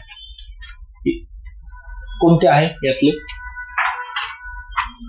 मी आता पाठवलेलं आहे 3 नंबर 3ऱ्या बॅचला. तुम्हाला मी पाठवून देतो, मी परत मला रिमाइंड करा, मी पाठवून देतो. ठीक आहे, मी पाठवून देतो. आहे ना रे, आहे का त्यामध्ये, आहे त्यामध्ये, एकदा नजर टाकाल. ठीक आहे, नसेल तर मी पाठवून देईल तुम्हाला चार्ट. ठीक आहे, फक्त एवढं लक्षात ठेवा, जे वृत्तपत्रांवरती प्रश्न आलेले आहेत ना, इथे गुराखीवरती पण प्रश्न आहे. आत्ताच्या गट हा गट अचा, आपला गट क पूर्वचा प्रश्न आहे. गट क मुख्यमध्ये तुम्हाला गुराखीवरती परत प्रश्न आहे ना, आपण डिस्कस केलेला होता, मला आठवत आहे. रिपीट पण आहे, हे बऱ्यापैकी रिपीट आहे. फक्त वृत्तपत्र जर हे करायचे असेल ना, खूप जास्त डीप मध्ये जाऊ नका. मोजके जे विचारलेल्या आयोगाने, म्हणजे जे महत्वाचे वृत्तपत्र होते ना, त्याच्यामध्ये त्यांनी आयोगाने काय विचारलेलं होतं की तुम्हाला रिपिटेशन आलेलं आहे. आणि जे मोजके महत्वाचे वृत्तपत्र आहे की ज्यांनी खरंच समाजामध्ये खूप मोठ्या पद्धतीने काम केलं, त्याचे तुम्हाला वैशिष्ट्य विचारलेलं आहे. मग त्याचे 3 ते 4 विधानावरती प्रश्न आहे ना, जसं दर्पण आहे, अशावरती प्रश्न 3-4 विधानं खाली आलेलं आहे. या तारखेला सुरू झालं, यांनी संपादक पद होतं, हे मराठी मधलं पहिलं होतं, परत XYZ एखादी वाक्य देऊन त्याला 3 ते 4 विधानामध्ये त्याला वाढवलेलं होतं. पण काही विधान, काही प्रश्न असे, काही वृत्तपत्र की ज्यांच्यावरती फक्त जोड्यालावरती येऊन थांबलेले. बरोबर, त्याचं वर्ष, ठिकाण आणि संपादक हे 2-3च मुद्दे आलेले आहेत. समजा यांचं जर म्हटलं तर यांनी संपादक आलेलं आहे आणि काही इथे ठिकाण पण दिलेलं आहे. त्याचं वर्ष पण देऊ शकतात, कोणत्या वर्षी सुरुवात झालेली आहे, किंवा त्याच्यामध्ये त्याचा घटनाक्रम पण विचारू शकतात. आलं लक्षात? तर ते एक लक्षात ठेवा. म्हणून हे मागचे जे वृत्तपत्र आहे ना, हे बऱ्यापैकी तुम्ही जरी इतर ठिकाणावरून नाही केलं तरी चालतं. असे जोड्यालावा प्रश्न कसे असतात ना, याचे 2 जरी मिळाले तरी 2 मिळून जातात. त्यातला 1-2 तरी रिपीट झालेले असतात. म्हणून जेवढे प्रश्न आलेल्या वृत्तपत्रांवरती असे, तेवढे प्रश्न पूर्ण पाठच करून टाका. त्याच्याशिवाय पर्याय नाहीये तुम्हाला. आलं? एक वृत्तपत्र, त्याचं वर्ष आणि संपादक कोण होते ते, आणि मिळालं तर ठिकाण सुद्धा, कुठल्या ठिकाणावरून ते प्रकाशित व्हायचं. आलंय लक्षात? मागची PYQ करा, त्यातून लक्षात येते. आलाय ना प्रश्न या 4ही वरती? बरोबर, हे तुम्हाला घुमून फिरून दिसतातच. जो पुढे त्यानंतर लक्षात घ्यायचं, हे बघा स्ट्रॅची आयोग आलेला आहे. हाच प्रश्न स्ट्रॅची आयोगावरती तुम्हाला आधी विचारलेला आहे. आणि म्हणजे तो कितवा प्रश्न होता आपण बघितला, तो 5वा प्रश्न. बरं, 5वा प्रश्न होता. आणि आता इथे परत तुम्हाला येऊन थांबतो स्ट्रॅची आयोगावरती आपण. मग हा जर म्हटलं तर दुष्काळ उपाययोजना, म्हणजे एकीकडे प्रश्न, एकीकडे उत्तर दिसतं त्याचं. हा स्ट्रॅची आयोग दुसरीकडे उत्तरामध्ये होता, हा प्रश्नामध्ये आहे. ठीक आहे, जो पुढे आता इथे तुम्हाला बालविवाह रोखणे, म्हणजे तुम्ही ते म्हणू शकता त्याला सतीबंदी एक प्रकारे. त्यांचं म्हणजे लहानपणी मुलींना, म्हणजे जिवंतपणी मुलीला जाळलं जायचं, त्यांचा बळी घेतला जायचं, सतीबंदी चळवळ पण इथे लागू होऊ शकतात तुम्हाला. एकदा वाचून घ्यायचं. परत काय, शैक्षणिक सुधारणा, मग शैक्षणिक आयोग ते पण एकदा वाचून घ्यायचे त्या संबंधी. बरोबर, इकडे आयोग लागू होते. मग 1882 पासून ते आजपर्यंत जेवढे आलेले तेवढे. बरोबर, कारण शैक्षणिक आयोगावरती प्रश्न आलेले आहेत, येतातच, 1-2 वर्ष आड तरी आलेले आहेत प्रश्न. जो पुढे आले ना रे. आता बघा, हा प्रश्नावरती तुम्हाला बरेचदा प्रश्न पण आलेला आहे यांच्यावरती. 1920 ला असाच एक प्रश्न, हाच प्रश्न तुम्हाला विचारला गेलेला आहे. UGC ला प्रश्न आलेला आहे, नेट परीक्षेला. बरोबर, तर लिहून घ्या साईडला. सेम हाच प्रश्न 31 ऑगस्ट 1920 रोजी. 31 ऑगस्ट 1920 रोजी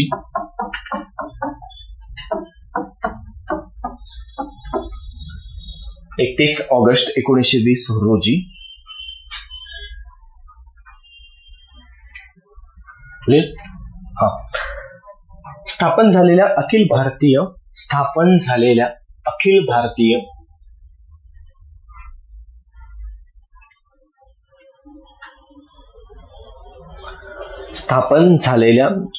भारतीय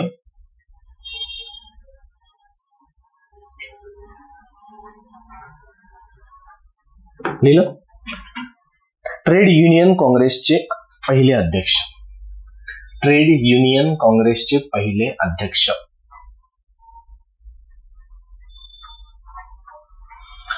खालीलपैकी कोण होते? खालीलपैकी कोण होते?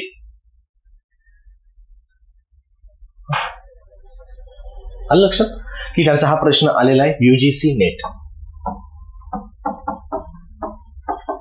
या परीक्षेला आलेला आहे. म्हणून इतरही परीक्षेला जर एखादी प्रश्न येतात ना तुम्हाला कुठे थोडं नजर ठेवत चला. कारण हा प्रश्न ही परीक्षा वेगळी आहे नाही असं काही नसते. अरे प्रश्न बरोबर. म्हणजे बघा त्यांनी तेच विचारलेलं आहे आणि हा प्रश्न तर बरेचदा आलेला आहे. आले पण आयोगाने इतरही परीक्षेला इतर वेगळं विचारलेलं आहे पण त्या अनुषंगाने लक्षात ठेवायचं. ठीक आहे. मग आता इथे तुम्हाला ऑल इंडिया ट्रेड युनियन करणं महत्वाचं आहे. कधी अध्यक्ष विचारतात कधी काही. जसं तारीख आहे बरं 1920 म्हटलंय पण त्यांनी तारीख कोणती दिलेली आहे 31 ऑगस्ट 1920 बरोबर आहे. हा एक महत्वाची आपल्याला एक याला 100 वर्ष पूर्ण झालेले आहे 2020 ला. एक त्यासोबत तुम्हाला लाला लजपत राय वरती पण प्रश्न आहे. इतरही कुठल्या परीक्षेला किंवा कधीतरी विचारलेला आहे. लाल बाल पाल बरोबर. लाला लजपत राय पंजाबचे त्यांना काय म्हणायचे बरोबर. पंजाबचे पितामह किंवा त्यांना पंजाबमध्ये खूप मानलं जायचं. एक त्यामुळे ते महत्वाचे. त्यासोबत अमृत डांगे यांच्यावरती पण प्रश्न आहे. एक त्यासोबत टिळकांवरती पण अशोक मेहता समिती येते बरोबर आहे. मग तिथे समिती घेऊन जाते ते एक वाचून टाकायचं समिती म्हणजे कुठलं नाव कुठे घेऊन जात आहे बघून घ्यायचं थोडं. आलं लक्षात. त्यानंतर आता इथे जर म्हटलं आयोगाने तर तुम्हाला इथे चुकलेला आहे हा मुद्दा बघा. काय म्हटलं विचारात घ्या. महाराष्ट्राचा अक्षवृत्तीय विस्तार रेखावृत्तीय विस्तारापेक्षा कमी आहे. अक्षवृत्तीय विस्तार रेखावृत्तीय विस्तारापेक्षा कमी आहे. जास्त आहे की कमी? अक्षवृत्त आडवे रेखावृत्त उभे आणि महाराष्ट्राचा असं येतोय ना आडवा येतोय याचा अर्थ अक्षवृत्त जास्तच आहे. आधी कसं व्हायचं लांबी विचारली तिथे अक्षवृत्ती आता रेखावृत्ती विस्तार हा शब्द टाकला. आलं लक्षात. इथे काय म्हटलं त्याने महाराष्ट्राचा अक्षवृत्तीय विस्तार हा रेखावृत्तीय विस्तारापेक्षा कमी आहे. कमी नाही ते जास्त आहे. आलं लक्षात. बरोबर आहे का? कमी आहे का? आलं लक्षात. कधी कधी काय करताना तुम्ही एकदा चारदा वाचताना विधान तर आपल्याला प्रेशर असतं ना रे म्हणजे पेपरच्या काळामध्ये बरोबर आहे. तर त्यावेळेस लक्षात येणं महत्वाचं राहतं. तिथे तुम्हाला होच वाटतं मग ती कमीची जागा जास्त वाटतं कमी वाटतं म्हणून तसं नाही करायचं. सरळ सरळ आपलं काढायचा बरोबर आहे आणि तिथे विचार करायचा कसं आलेला असेल तो बरोबर. हा एक मुद्दा इथे चुकलेला आहे. फक्त महाराष्ट्र नाही तर इथे गुजरात पाहिजे. बघा कर्कवृत्त जाते का महाराष्ट्रामधून नाही. आणि हाच प्रश्न असाच कर्कवृत्तावरती आताच्या राज्यसेवा पहिला आलेला सेम त्यांनी राज्य विचारलेलं आहे. होऊ शकेल जर समजा त्यांनी नकाशा काढला आणि तिथे जर तुम्हाला हे विचारून दिलं तर बरोबर आहे. एखादी राज्य स्टार करून 1-2 क्रमाने देणार नाही. इकडचं 1-2 दिन मध्ये कुठलं तरी आणि त्यानंतर तिकडलं देऊन ते बरोबर आहे. तर असं लक्षात घ्यायचं. पुढे एक प्रश्न आलेला आहे क्रमाने राज्य पाठ करून टाका राज्य बरोबर आहे. त्यातलं इथं 8 राज्य एकूण तो पण आकडा विचारलेला आहे आयोगाने बरोबर. मग त्यामध्ये राज्य कुठलं येणार गुजरात राजस्थान मध्य प्रदेश छत्तीसगड झारखंड वेस्ट बेंगॉल त्रिपुरा आणि मिझोराम एकूण 8 राज्य. ठीक आहे. तर ते एक लक्षात घ्या. इथे चुकलंय महाराष्ट्र गुजरात बरोबर.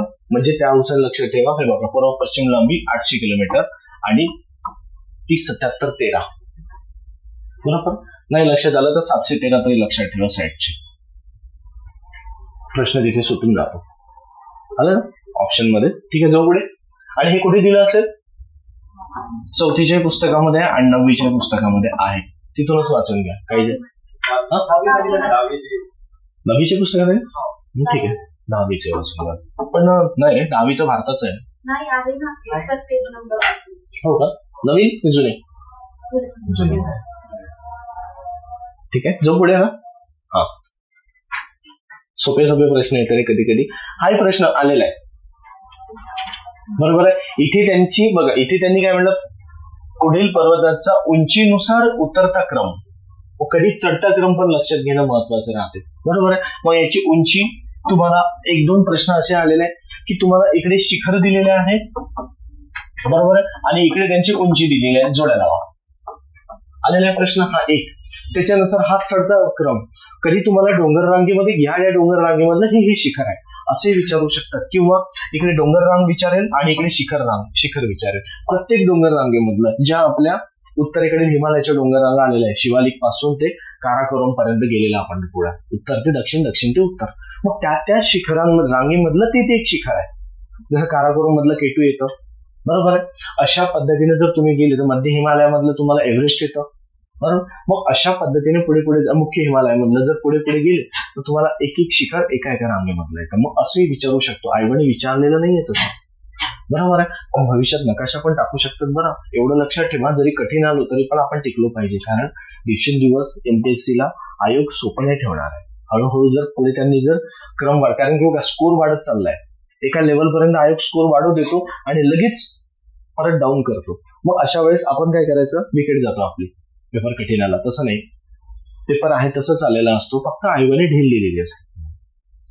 कारण एक पॅटर्न आयोग कधी फॉलो होऊ देत नाही सारखा, मध्ये कुठे गाव गेलं लगेच ब्रेक करता, परत पॅटर्न बदलवला. त्याच्यामुळे प्रत्येक मुद्दा याला नकाशामध्ये सुद्धा करा, कारण नकाशामध्ये जर आले तर तुम्हाला फायदा होतो. त्याचा दोन्ही फायदा, राज्यसेवेला येईल तर थोडीशी डिफिकल्टी लेवल वाढू शकतात, कंबाईनला आली तर थोडी कमी येऊ शकतात, पण याचा अर्थ पेपरला असं समजू नका, लाईटली नका घेऊ कधीच, बरोबर. त्याचा फायदा होतोच, म्हणून ह्या मुद्द्याला आलं लक्षात. आणि कुठे, प्राकृतिक हिमालयामध्ये नंगा पर्वत ते नामच्या पारवापर्यंत तुम्हाला पूर्ण घेऊन जातो आपण. पश्चिम हिमालयामध्ये तसं मागच्या कंबाईनला प्राकृतिक हिमालयावरतीच प्रश्न आलेला आहे, आठवतं का? गडबला आठवलं तुम्हाला? पश्चिम प्राकृतिक हिमालयाचे भाग विचारलेले, पश्चिम, मध्य आणि पूर्व त्याच्या जोड्या लावामध्ये किंवा विधानामध्ये आलेलं असतं, आणि म्हणून तसं घेऊन जातो. हो ना हो. जसं तुम्हाला जर महाराष्ट्राच्या नकाशावरती असा प्रश्न देऊन जर तुम्हाला अशा डोंगर रांगा विचारून त्यामधल्या नद्या विचारू शकतात, तर तुम्हाला एक भारताचा जो प्राकृतिक भाग आहे समजा असा जो गेलेला आहे, तर त्यातले असे 3 भाग करून ह्या जे नद्या आलेल्या आहेत त्याचा क्रम विचारू शकतोय ना तुम्हाला. सतलज, काली, तिस्ता आणि ब्रह्मपुत्रा असे घेऊन जातो ना, पश्चिमेकडून पूर्वेकडे क्रम, बरोबर. असा जसं भारताचा पश्चिमेकडून पूर्वेकडे जातो, महाराष्ट्राचा उत्तरेकडून दक्षिणेकडे येतो, सेम आहे. फक्त तुम्हाला ते समजून घेणं, म्हणून काही गोष्टींना कम्पॅरिझन मध्ये करा. महाराष्ट्रामध्ये असेल तर मग भारतात तेच आलेलं आहे, भारतामध्ये असेल तर महाराष्ट्राची स्थिती, पूर्व भारत, पूर्व महाराष्ट्र सारखंच आहे, तिकडचे शिखर इकडचे शिखर सारखं करा, उत्तर दक्षिण क्रम कम्पेअर करा, पटकन होऊन जाईल तुम्हाला. जास्त असं खूप रेंगाळत नका बसू, ठीक आहे. पुढे चला. एका देशाची सर्वात जास्त सीमा कोणती आहे, लांब सीमा त्या देशाची.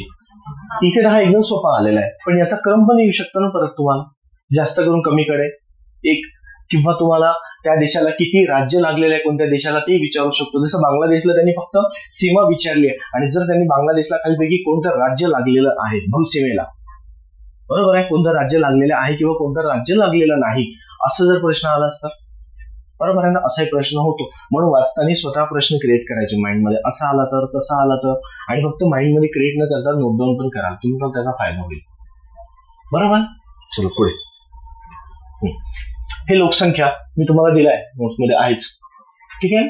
हा एक पार्ट. लोकसंख्येवरती बरेच प्रश्न राहतात, भारतापेक्षा महाराष्ट्रावरती जास्त आहे, बरोबर. तर पुन्हा काही पॉईंट्स तुम्हाला मी अपडेट करून देईल, मी टाकून देईल ग्रुपवरती किंवा टेलिग्रामला, तर तुम्ही त्यावरती काय करा, त्या याच्यामध्ये ज्यांच्याकडे आहे ना त्यांनी अपडेट करून घ्या काही पॉईंट्स. एक त्याच्यानंतर आता हा मुद्दा महत्वाचा आहे, याचे प्रश्न हा पहिल्यांदा आलेला आहे प्रश्न, आतापर्यंत त्यांनी भाषेमध्ये विचारलेला आहे, कोणत्या सूचीमध्ये आलेला आहे, कोणती घटना दुरुस्तीने कोणती भाषा समाविष्ट झालेला असा प्रश्न आलेला आहे, बरोबर आहे. पण इथे त्यांनी काय विचारलेलं आहे की कोणती लिपी विचारलेली आहे. आता ब्रेल लिपी जर म्हटलं तर हे ब्लाइंड आंधळ्या लोकांसाठी वापरले जाते ब्रेल लिपी. ते फक्त जसं आपल्या नोट असतात ना, 10ची 20ची 50ची जे सर्व नोटीवरती ते बघा, ते लोक नोटा ओळखतात, बरोबर. आपल्याकडून चुकीची 100च्या जागेवर 200 चालली जाते, पण त्यांच्या हातातून नाही होत जाणं, ते साईडला बघतात, रेषा असतात साईडच्या नोटेला देखील ते ब्रेल लिपीचं तुम्हाला भाषा दिलेली असते.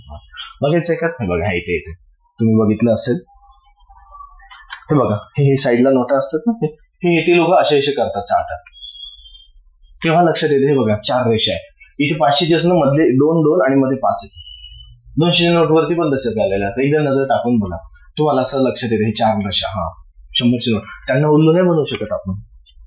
देवानी त्यांना जरी विचारांना आंधळ केलं असेल तर पण शासनाने त्यांना आंधळ नाही ठेवलेलं आहे, बरोबर आहे. म्हणून प्रत्येक याला ब्रेल लिपी. आणि आपल्या नोटेवरती जवळपास 10 रुपये हा शब्द, 20 रुपये, 100 रुपये किती भाषांमध्ये? 15 भाषा आहे. आलेला आहे प्रश्न, बरोबर आहे. 15 भाषा. एकदा विचार बारीक बारीक करून घरी गेल्यानंतर बघाल, अवतीभोवती करून 15 भाषा दिसतं एका नोटेवरती. आणि आता जे नवीन नोट आलेल्या आहे ना, नंतर बघा, आता जे आलेल्या आहेत ना, म्हणजे काय म्हणतो की ज्या नोटा आलेल्या आहेत आता नवीन, बरोबर आहे, म्हणजे 2016 पासून त्या प्रत्येक एका नोटेवरती आपला भारतामध्ये एक एक ठिकाण दिलेलं आहे. मग ते एक हम्पीचं चित्र असू द्या, रथयात्रा, विठ्ठल मंदिर, रथ मंदिर, त्यानंतर एक मंगळयानाचं असू द्या, की लाल किल्ला असू द्या. म्हणून कोणत्या नोटेवरती कोणतं चित्र आहे ते पण एकदा लक्षात ठेवून घ्या. येणार नाही पण आलाय तर आपण त्यांना आयोगानं म्हणू पण नाही शकत. आलं लक्षात ना? तुम्हाला 10 रुपयाच्या कॉईनचं वजन विचारू शकतं, तर मागे एक प्रश्न येऊन गेलेला आहे, 10 रुपयाचं कॉईन, मग त्याचं वजन विचारलं, त्याचा व्यास विचारलेला आहे. म्हणून तसंच 20 रुपयाचा नवीन कॉईन आलेला आहे ना, हा ते एकदा लक्षात घ्या. 20चा कॉईन आहे नवीन. म्हणजे अशा बऱ्याच ज्या गोष्टी मी म्हणतो ना, आपल्या डोळ्यासमोर ज्या ज्या दिसते ना, त्या बारकाईने बघायच्या उघड्या डोळ्यांनी. ते मुद्दे तुमच्या लक्षात ठेवायचे, ठीक आहे. कोणत्या नोटेवरती कोणतं चित्र आहे, सरळ अशा जोड्या लावा तयार होऊन जाऊ शकते. त्याचा रंग सुद्धा कधी कधी रंगही लक्षात येत नाही. आपल्याला वाटते हिरवा, आपल्याला वाटते निळा, बरोबर आहे, जांभूळ कलर, पण तसं नाही ना. ते एकदम बघा कोणता रंग देण्यात आलेला आहे. त्यांनी रंग सुद्धा ते प्रतीक दिलेलं आहे. रंग हजारो कलर आहे, पण मोजके तेच रंग देण्याचं कारण पण दिलेलं असतं. 200च्या नोटेवरती बघा उगवत्या किंवा डुबत्या सूर्याचा रंग आहे, तो रंग येतो. म्हणून एक लक्षात ठेवा की कशा कशा पद्धतीचं दिलेलं असतं. जो पुढे थोडं बारकाईने काही गोष्टी बघितल्यात. हा हे राहिलेलं आहे ओल चिकी, याचं उत्तर येते ओल चिकी लिपी. आता इतरही भाषा जी आल्या ना त्यांचं लिहून घ्या एक एक. कोणत्या भाषेमधली लिपी कोणत्या याला निवडलं जातं, महत्वाचा प्रश्न आहे.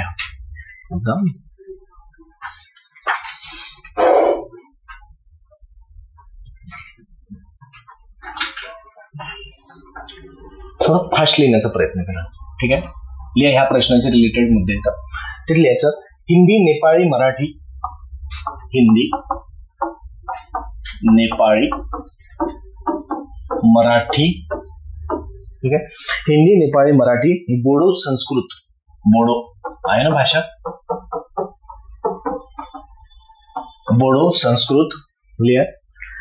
यासारख्या भाषा देवनागरी, यांसारख्या भाषा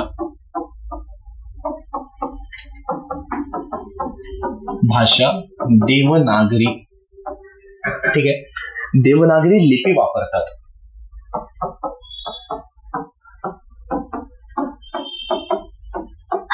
देवनागरी लिपी, बरोबर आहे, हे लक्षात ठेवा. तुम्हाला जेव्हा वर्ड मध्ये तुम्ही हे करता ना, त्यावेळेस तुम्हाला देवनागरी म्हणून लिपी येतात की या भाषा देवनागरी लिपी वापरतात. एक बरोबर आहे, वापरतात. यांची देवनागरी कुठून आली ती लिहा. ज्या अशोकन ब्राह्मी पासून उगम पावतात. ब्राह्मी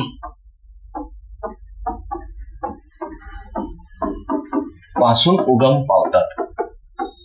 आलेलं असं ब्राह्मी, अशोकन ब्राह्मी पासून उगम पावतात. हे महत्वाचे आहे. म्हणजे देवनागरीचा उगम जरी म्हटलं तर हा ब्राह्मी लिपी पासून आलेला असेल असं म्हणू शकतो आपण, बरोबर. हा एक.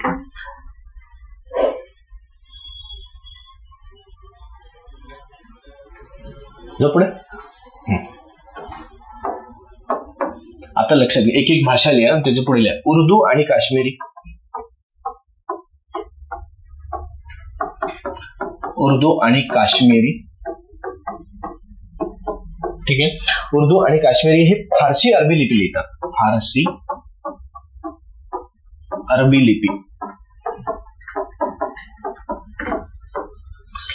सिंधी हे खुदाबादी म्हणून लिहिलेलं आहे. सिंधी भाषा खुदाबादी किंवा अरबी लिपी. त्यानंतर मणिपुरी येतं मायाक लिपी. मायाक लिपी, त्यानंतर पंजाबी गुरुमुखी, पंजाबी भाषा ही गुरुमुखी लिपी.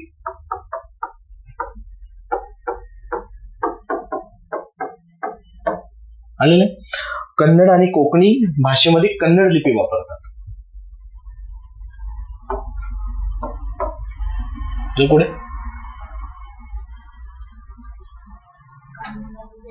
कोकणीमध्ये कन्नड लिपी वापरतात. कन्नड आणि कोकणी भाषेमध्ये कन्नड लिपी. तर ओडिया भाषेमध्ये तुम्हाला कलिंग लिपी वापरतात. कलिंग, कलिंग लिपी या झाल्या महत्वाच्या भाषेत.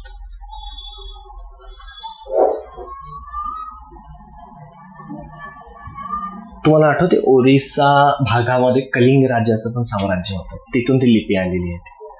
कलिंग नाव जो म्हटलं ना आपण, हे तिथून आलेलं आहे. तो शब्द राज्यसेवेला आहे तुम्हाला. कलिंग, सातवाहन, राष्ट्रकूट. आलं ना लक्षात? एक सोपं लक्षात ठेवायला, जर विसरलं तर. ओडिसा, ओडिया, तर ओडिसाची भाषा ओडिया आणि तिथपर्यंत त्यांचं होतं साम्राज्य कलिंग. तो राज्यसेवेच्या ह्याच्यामधला तो पाठ तुम्ही लक्षात राहा, फक्त लक्षात ठेवा.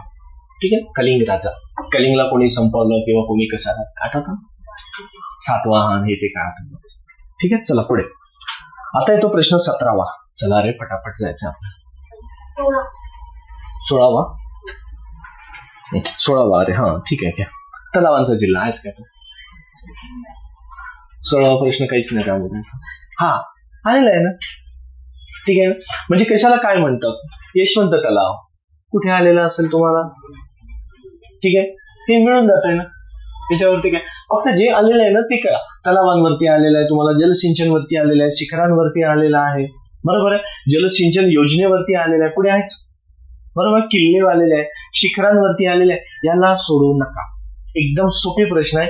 हे जर सोडणार असेल तर मूर्खपणाचं लक्षणं असतात आपले, कारण याच्यावरती बरेचदा रिपीट आलेले आहे. खूप वेगळे नाही विचारत आहे. जलसिंचन योजना वेगळं विचारत आहे का? नाही. धीरा, उजनी तेच आलेलं आहे घुमून फिरून. कन्हेर. बरोबर. तर हेच घुमून फिरून येऊन तिथे थांबतात. फक्तच का आलटून पालटून विचारतात. म्हणून जेवढे प्रश्नांमध्ये आलेले आहे आजपर्यंत नाही पुस्तकातले, तरी प्रश्नांमध्ये जेवढे आलेले आहेत तेवढे पाठच करून टाका. म्हणजे कुठे ना कुठेतरी त्याचा घुमून फिरून पुढे फायदा होतो. आता इकडे 4 विचारलेले, 4 पैकी जर 2 हे तर रिपीट झालेलेच आहे काही ना काहीतरी. तलावांचा जिल्हा भंडारा, सर पोलीस भरतीला येऊन थांबलेला. बरोबर आहे. तर म्हणून लक्षात ठेवा, जो पुढे काहीच नाही यामध्ये असं. प्रश्न महत्वाचा आहे हा.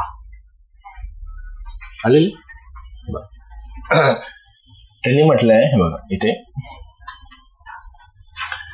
फॅमिन कमिशनच्या शिफारशीनुसार कृषी खात्याची स्थापना जून 1881 नाही तर जुलै 1883 आले ना. दुष्काळ संहिता 1883 आठवलं का? हा, तो मुद्दा इथे कमवतील म्हटलं तुम्हाला. एक त्यानंतर आयोगाने तर उत्तर दिलेलं आहे याचं. आयोगाने काय उत्तर दिलेलं आहे?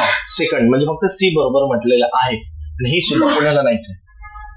एक माजी मुख्यमंत्र्यांच्या नावाने दिला जातो, जे माजी असेल ना त्यांच्या नावाने दिला जातो कृषी भूषण पुरस्कार. आपल्यासाठी आता महत्वाचं आहे फॅमिन कमिशन. बरोबर. आता लिहून घ्या एक एक कमिशन कसे कसे आलेले आहे ते. बघा, ज्या प्रश्न इची आहे त्या प्रश्नावरती वेळ नाही देणार आपण. चालेल ना. फक्त हे तुमचं काम आहे की जलविद्युत प्रकल्प विचारलेले आहे तर जेवढे महाराष्ट्रातले विद्युत प्रकल्प आहेत तेवढे करणं आणि त्याच्यासोबत त्याला नकाशामध्ये ऍड करणं. हो ना. हो, सांगता येत नाही. जर नकाशामध्ये जर विचारला आयोगाने, सरळ असा नकाशा देईल आणि त्यात जर 4 प्रकल्प असे स्टार करून जर दिलेले असेल तर तुमच्या लक्षात आलं पाहिजे की कोणत्या ठिकाणी कोणता प्रकल्प आहे. आणि त्याचं जर इथे ए आणि इथे बी सी डी ई म्हटलं, इथे असं जर दिलं बी सी एच्या ठिकाणचा कोणता प्रकल्प आहे. आलं का लक्षात? जोड्याला हा कठीण परिस्थितीमधला प्रश्न येतोय. अशा वेळेस आपण, आणि खरं मेरिट तुमचं अशा प्रश्नांमध्ये थांबतं, कारण पाठांतर तर सारं जग करतं, पण नकाशामध्ये जाऊन पुन्हा ते व्हिज्युअलाइज करणं तुम्हाला हे थोडं डिफिकल्टी लेवलला येतं. मग खरं मेरिट तुमचं इथे ठरतं. म्हणून म्हणतो ना की प्रत्येक मुद्द्यावरती नकाशे तयार करा. मी याच्यासाठी वारंवार तुम्हाला सांगतो. छोटं बुकलेट तयार करा स्वतःचा. 50 नकाशे होऊ द्या ना स्वतःच्या हाताचे. पेपरच्या वेळेस तुम्हाला पुस्तक घेऊन बसायचे काम नाही पडलं पाहिजे. नकाशे आणि नकाशाविषयी तुम्ही तिथे लिहिलेली माहिती तेच इम्पॉर्टंट असतं आपल्याला, आणि ते एक लक्षात घ्या. म्हणून तेवढं काम करा. आणि हेच नाही, भारत आणि महाराष्ट्र दोन्ही ठिकाणी प्रत्येक मुद्दा नकाशामध्ये कसा बघता येईल तुमच्याकडे आहे.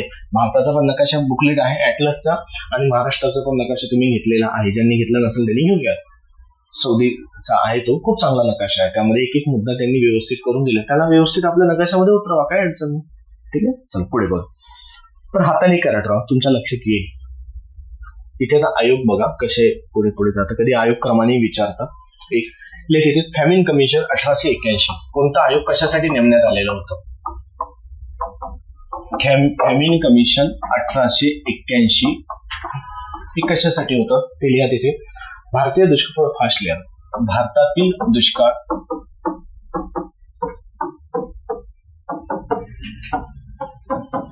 आणि भारतातील दुष्काळ आणि त्यांच्या कारणांचा अभ्यास करण्यासाठी, आणि त्यांच्या कारणांचा अभ्यास करण्यासाठी.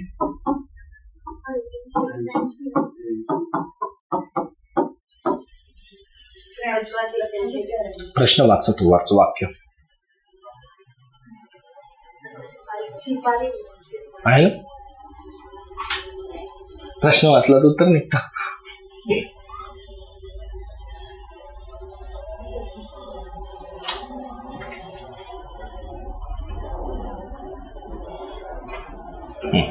ठीक आहे, लिहिलं. जोड्याला विचारू शकतात परत. त्यानंतर येतो स्ट्रेचे कमिशन. स्ट्रेचे कमिशन एकतर जोड्याला प्रश्न होईल किंवा तुम्हाला घटनाक्रमानुसार पण येतं. आयोगाची स्थापना कोणत्या वर्षी? स्ट्रेचे कमिशन 1880. मागे पुढे असेल तर तुम्ही बघून घ्या. ठीक आहे, फक्त तुम्ही क्रमाने लावून घ्याल. मी मागे पुढे जरी दिलं तरी. हा 81, मी 80 दिलेला आहे. ठीक आहे. त्यानंतर अन्न व्यापारात सरकारी हस्तक्षेप. त्यामध्ये अन्न व्यापारामध्ये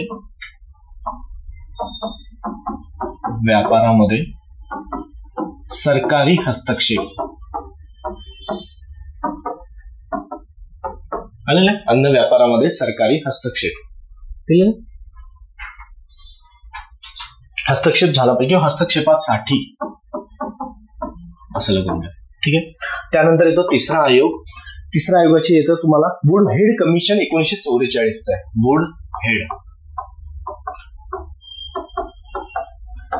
वुड हेड कमिशन त्यामध्ये येतोय 1944. Head commission 1944. तर यावेळेस 1943 ला बंगालला दुष्काळ पडलेला, त्याच्यासाठी ही कमिशन स्थापन करण्यात आलेलं. ठीक आहे, लिहा. 1943च्या बंगालच्या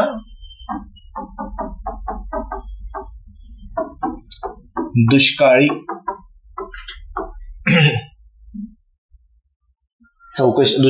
दुष्काळी चौकशीसाठी किंवा चौकशी करण्यासाठी.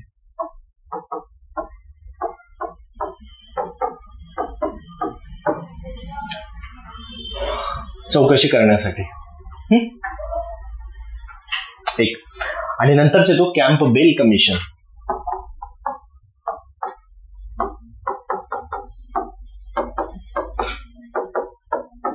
ठीक आहे, कॅम्प बेल कमिशन. आणि कॅम्प बेल कमिशन हे 1866. 1866 ओडिशा दुष्काळानंतर आयोगाची स्थापना. बरोबर आहे. ओडिशाला जसा दुष्काळ पडला होता ना तेव्हा त्यांच्यासाठी. ओडिशाच्या दुष्काळाची चौकशी करण्यासाठी.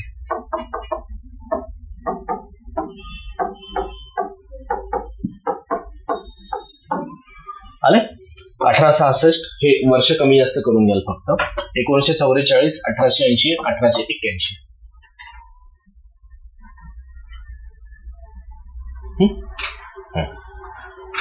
2 ते 3 एकतर जोड्या लावा किंवा सिंगल विधानामध्ये जसा आलेला स्ट्रॅचीवरती आयोग प्रश्न तसा, किंवा तुम्हाला हे आयोग आणि हे वर्ष एक याची जोड्या लावा, याचं जोड्या लावा, किंवा याचा घटनाक्रम. असे 3-4 प्रश्न तयार होतात एका मुद्द्यावरती. ठीक आहे.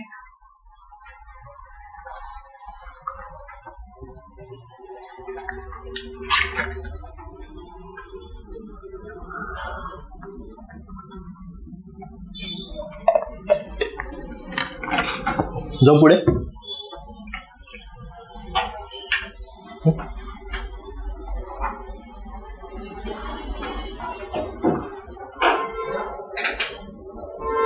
थोडं जास्त वेळ झाला तर थांबा, तग धरून राहा,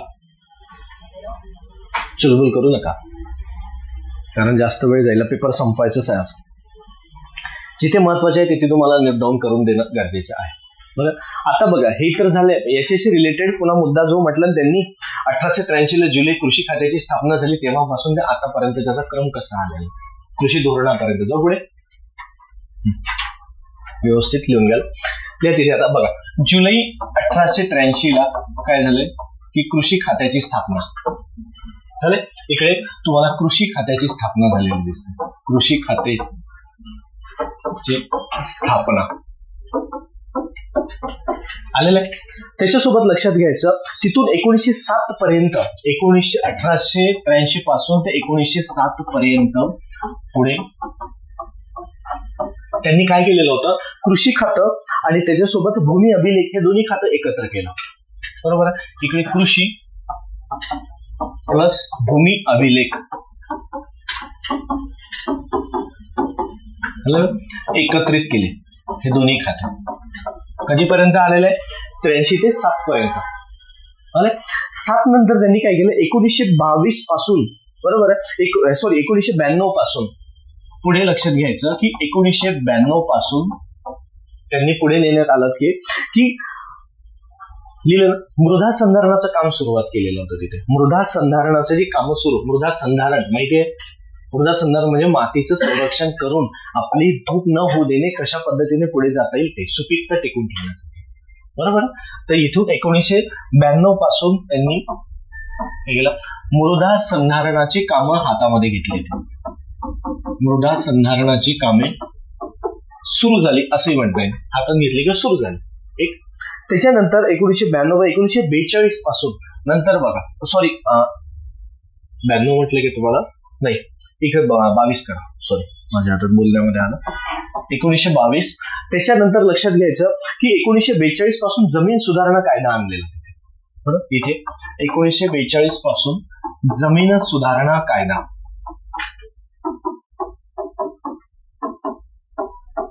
आलं. जमीन सुधारणा कायदा आणल्यानंतर पुढे त्याची अंमलबजावणी 43 ला झाली. बरोबर, त्याची अंमलबजावणी 43 म्हणजे 1943 ला.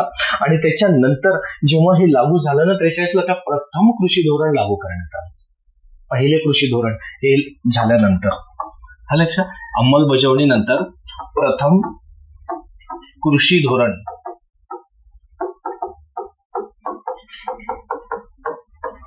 प्रथम कृषी धोरण लागू करून किंवा तयार करून आणि मग तिथे कृषी उत्पादनासाठी जे सिंचन म्हणतो ना आपण, सिंचन व्यवस्था, ते लागू करण्यात आली. म्हणजेच बघा 1883 पासून पूर्ण यामध्ये बदल होत आलेला दिसतंय टप्प्याटप्प्याने.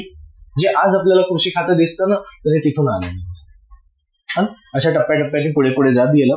त्यामध्ये कृषी उत्पादनासाठी पाण्याचा सिंचन म्हणून उपयोग करण्यास सुरुवात झाली. या कृषी धोरणानुसार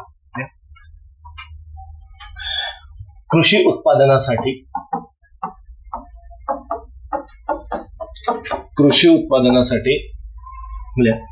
पाण्याचा सिंचन म्हणून वापर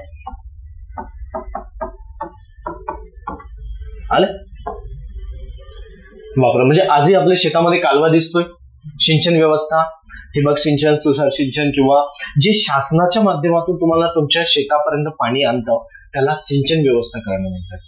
सिंचन व्यवस्था देणं, तर हे त्यामध्ये आलेलं असतं. आणि कशानुसार झालं असं, हे कृषी धोरण लागू झालं ना त्याच्यानंतर त्यांनी पुढे, म्हणजे हे आजच्या स्थितीमध्ये येऊन थांबलेलं दिसतं तुम्हाला.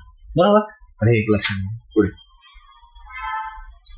समजलं. फॅमिन कमिशन 18, 19, 20 आलं लक्षात.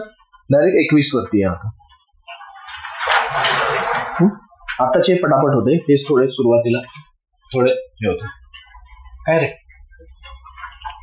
आले लक्षात. जाऊ पुढे.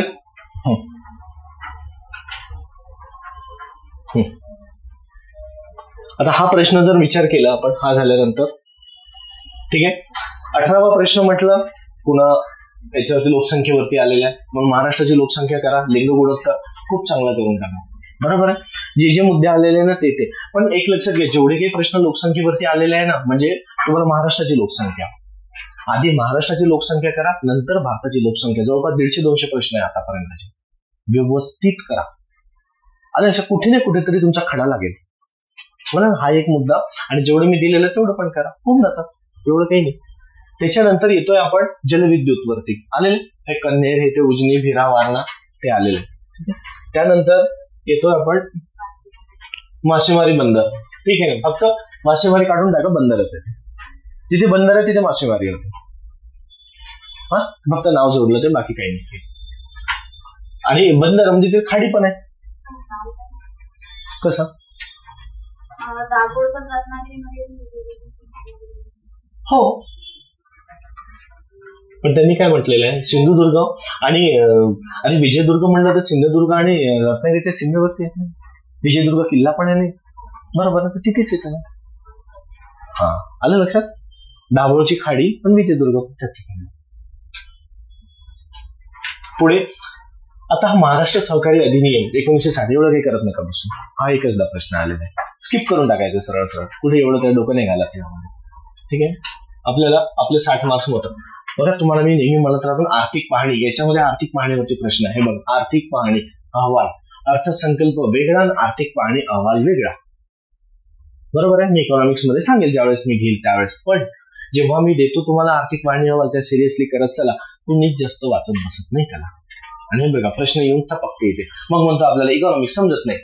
इकॉनॉमिक्स पूर्ण करंट बेस वरती, पण 15 पैकी 3, 4, 5 प्रश्न तरी तुम्हाला आर्थिक पाहणी आणि अर्थसंकल्पावरती आधारित दिसतं, पण आपण त्याला कसं पद्धतीने करत नाही किंवा करतो हे तुमच्या लक्षात घेणं आलं लक्षात. त्याच्यामुळे त्या गोष्टी लक्षात घ्या, नाहीतर काय होतं ना, विनाकारण तुमचा वेळ जातो. बघा, इथे आर्थिक पाहणी या पेपरला 2-3 प्रश्न आहे. आलं, आर्थिक पाहणीवर स्वतःच्या कर महसुलात सर्वाधिक हिस्सा, बरोबर आहे, दिसतोय तुम्हाला जीएसटीचा झालेला आहे. सर्वाधिक टॅक्स कोणी गोळा केलेला आहे, कोणत्या क्षेत्रामधून आलेला आहे जीएसटी, आणि त्यातही कोणतं राज्य म्हणाल तर महाराष्ट्र. बरोबर आहे. चला पुढे. त्याच्यानंतर येतोय औद्योगिक संस्था व त्यांचे स्थापना वर्ष. हाही प्रश्न तुम्हाला इकॉनॉमिक्स मध्ये आलेला आहे. काही जास्त नाही, ह्या बऱ्यापैकी गोष्टी तुम्हाला 11वी 12वीच्या पुस्तकातून दिसतात, मिळतात. फक्त ती तुम्ही इमानदारीने वाचा. कळलं. हा एक जाऊ का पुढे. याला हे बघ, IDBI, IFC आहे, हे शेवटी काय IDBI बँकच आलेली, त्याचं रूपांतर मग बँक मध्ये झालेलं असतं. ठीक आहे, तर हे तुम्हाला 11वी 12वीच्या पुस्तक इकॉनॉमिक्स साठी, त्याच्याशिवाय तुम्हाला पर्याय नाही आहे. ठीक आहे, 11वीचं आणि 12वीचं पुस्तक वाचा, आणि बाकी मग मी तुम्हाला देईलच. ठीक, 11 आणि दोन्ही नवीन, जुने नाही. ठीक आहे, आताची गट क मुख्य परीक्षा जरी म्हटलं ना 21 सप्टेंबरची, त्यावेळेस तुम्हाला पेज नंबर वाईज प्रश्न दिले काढून. तो व्हिडिओ परत बघा, आहे युट्यूबला, तर त्याच्यावरती तुम्हाला दिसतं. काही जास्त करू नका, ते पुस्तक 1 नाही 10 वेळा वाचा, हळूहळू समजायला जाईल. आणि मी घेणारच आहे सर्वांचं परत एकदा इकॉनॉमिक्स, काळजी करू नका. ठीक आहे, सर्वांचंच मी एकदा कॉमन सेशन पूर्ण इकॉनॉमिक्स घेईल, सर्वांचं तुमच्या एकही टॉपिक अडचण राहणार नाही, कारण इकॉनॉमिक्सची सायन्सची तुमची अडचण आहे बऱ्याच लोकांची. ठीक आहे, तर मी सांगेल तुम्हाला काय करते. चालेल, जाऊ पुढे.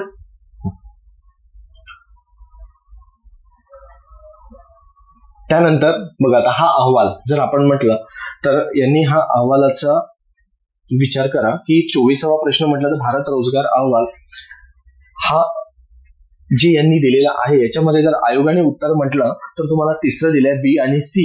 बरोबर आहे की उत्तर बरोबर, पण पहिलं उत्तर त्यांनी चुकीचं दिलेलं आहे. बरोबर, हा पहिला विधान हे त्यांनी चुकीचं दिलेलं आहे.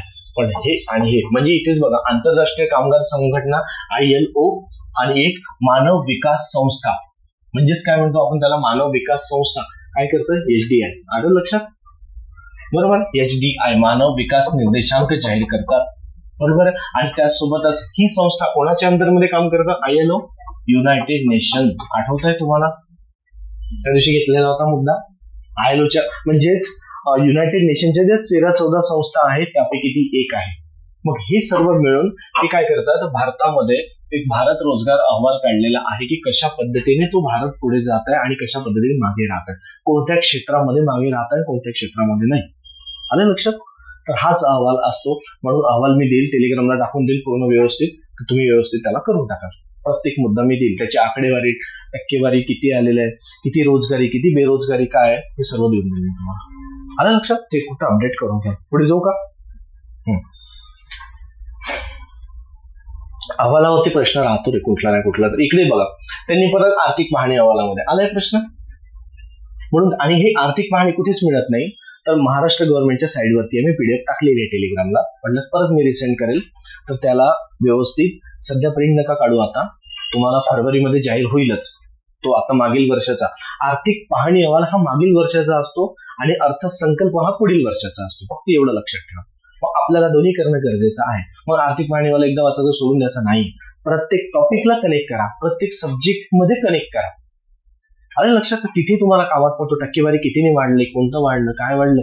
कारण हा कोणीच छापलेला नाही, तर महाराष्ट्र गव्हर्नमेंटने दिलेलं असतं. म्हटलं तुम्हाला मागील पाहिजे असेल मी पीडीएफ मी टाकून देईल.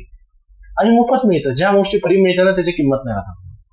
आणि पुस्तकं जाऊन विकत घेतो, काहीच नसतात. आलं लक्षात? तर हे त्यामध्ये दिलेलं आहे बघा. आणि असे प्रश्न आले ना की तुमचं नक्कीच. आता इथे काय म्हटलं, भारतात महाराष्ट्र राज्य हे 27% यशस्वी क्रमांकावरती आलेलं आहे. पण असंच एक सेंद्रिय राज्य म्हणून सिक्कीम सुद्धा जाहीर केलेला आहे ना, तोही प्रश्न आलेला आहे. सिक्कीम राज्य म्हणून, आपलं सेंद्रिय राज्य म्हणून सिक्कीमला दर्जा देण्यात आलेला आहे. बरोबर आहे? पुढे आहे जो पुढे. हा, त्यासोबत लक्षात घ्यायचं, इथे त्यांनी हा जो प्रश्न म्हटलाय ना, हा प्रश्न आलेला आहे. आठवतोय तुम्हाला? आरबीआय ह्या टॉपिक मधला येतो. तर याला काय करा, व्यवस्थित तुम्हाला 11वी-12वीच्या पुस्तकामध्ये दिलेल्या भारत रिझर्व्ह बँक दिली आहे. मग यामध्ये त्यांचं चुकलं आहे, इथे 1969 पाहिजे इथे.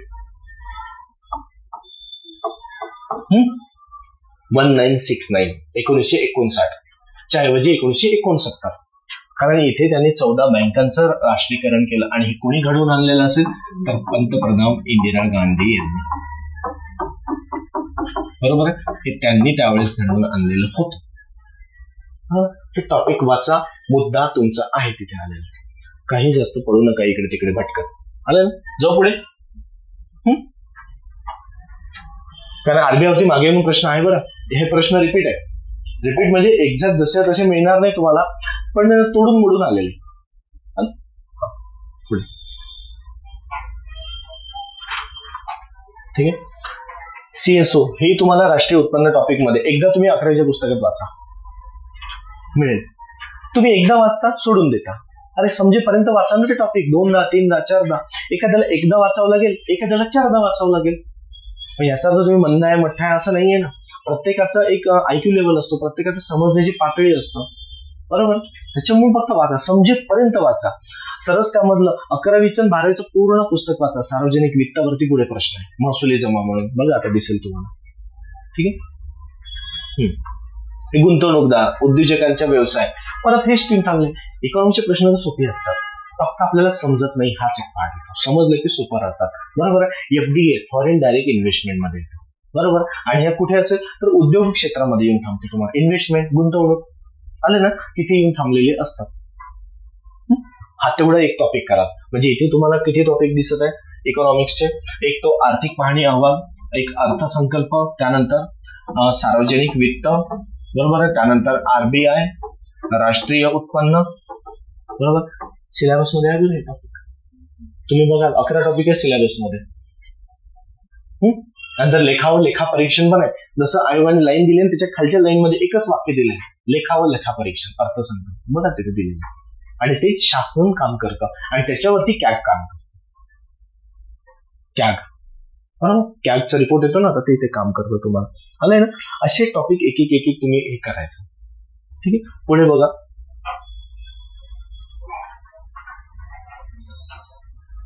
पंचवार्षिक योजना ही 11वीच्या पुस्तकात दिलेली. हे टार्गेट वर्ष दिलं त्यांनी. टार्गेट त्यांची टक्केवारी किती असतं. मग अचिव्हमेंट देणार किंवा कोणती योजना कोणत्या विषयी. पंचवार्षिक योजनेवरचे बरेच प्रश्न आले, तेवढे प्रश्न व्यवस्थित करून घ्या. पंचवार्षिक योजना त्यातही दिलेल्या आहे. एक चार्ट दिलेला आहे असा त्यांनी. होते काय मला पिंक येलो कलरचं सारखं आहे का डार्क कलर मध्ये लाईट कलर, एक चार्ट आलेला आहे. चार्ट वरती पूर्ण प्रश्न सुटतात. आहे ना, येलो कलरचा चार्ट आहे तो खाली. 11वीत आहे की 12वीत आहे माझ्या लक्षात नाही आहे ना. तुम्हाला एकदा वाचून घ्या, निग्लेक्ट नका करू कुठल्याच याला. ठीक आहे. हे त्यातलंच आहे पुस्तक. हा, लेखापालन.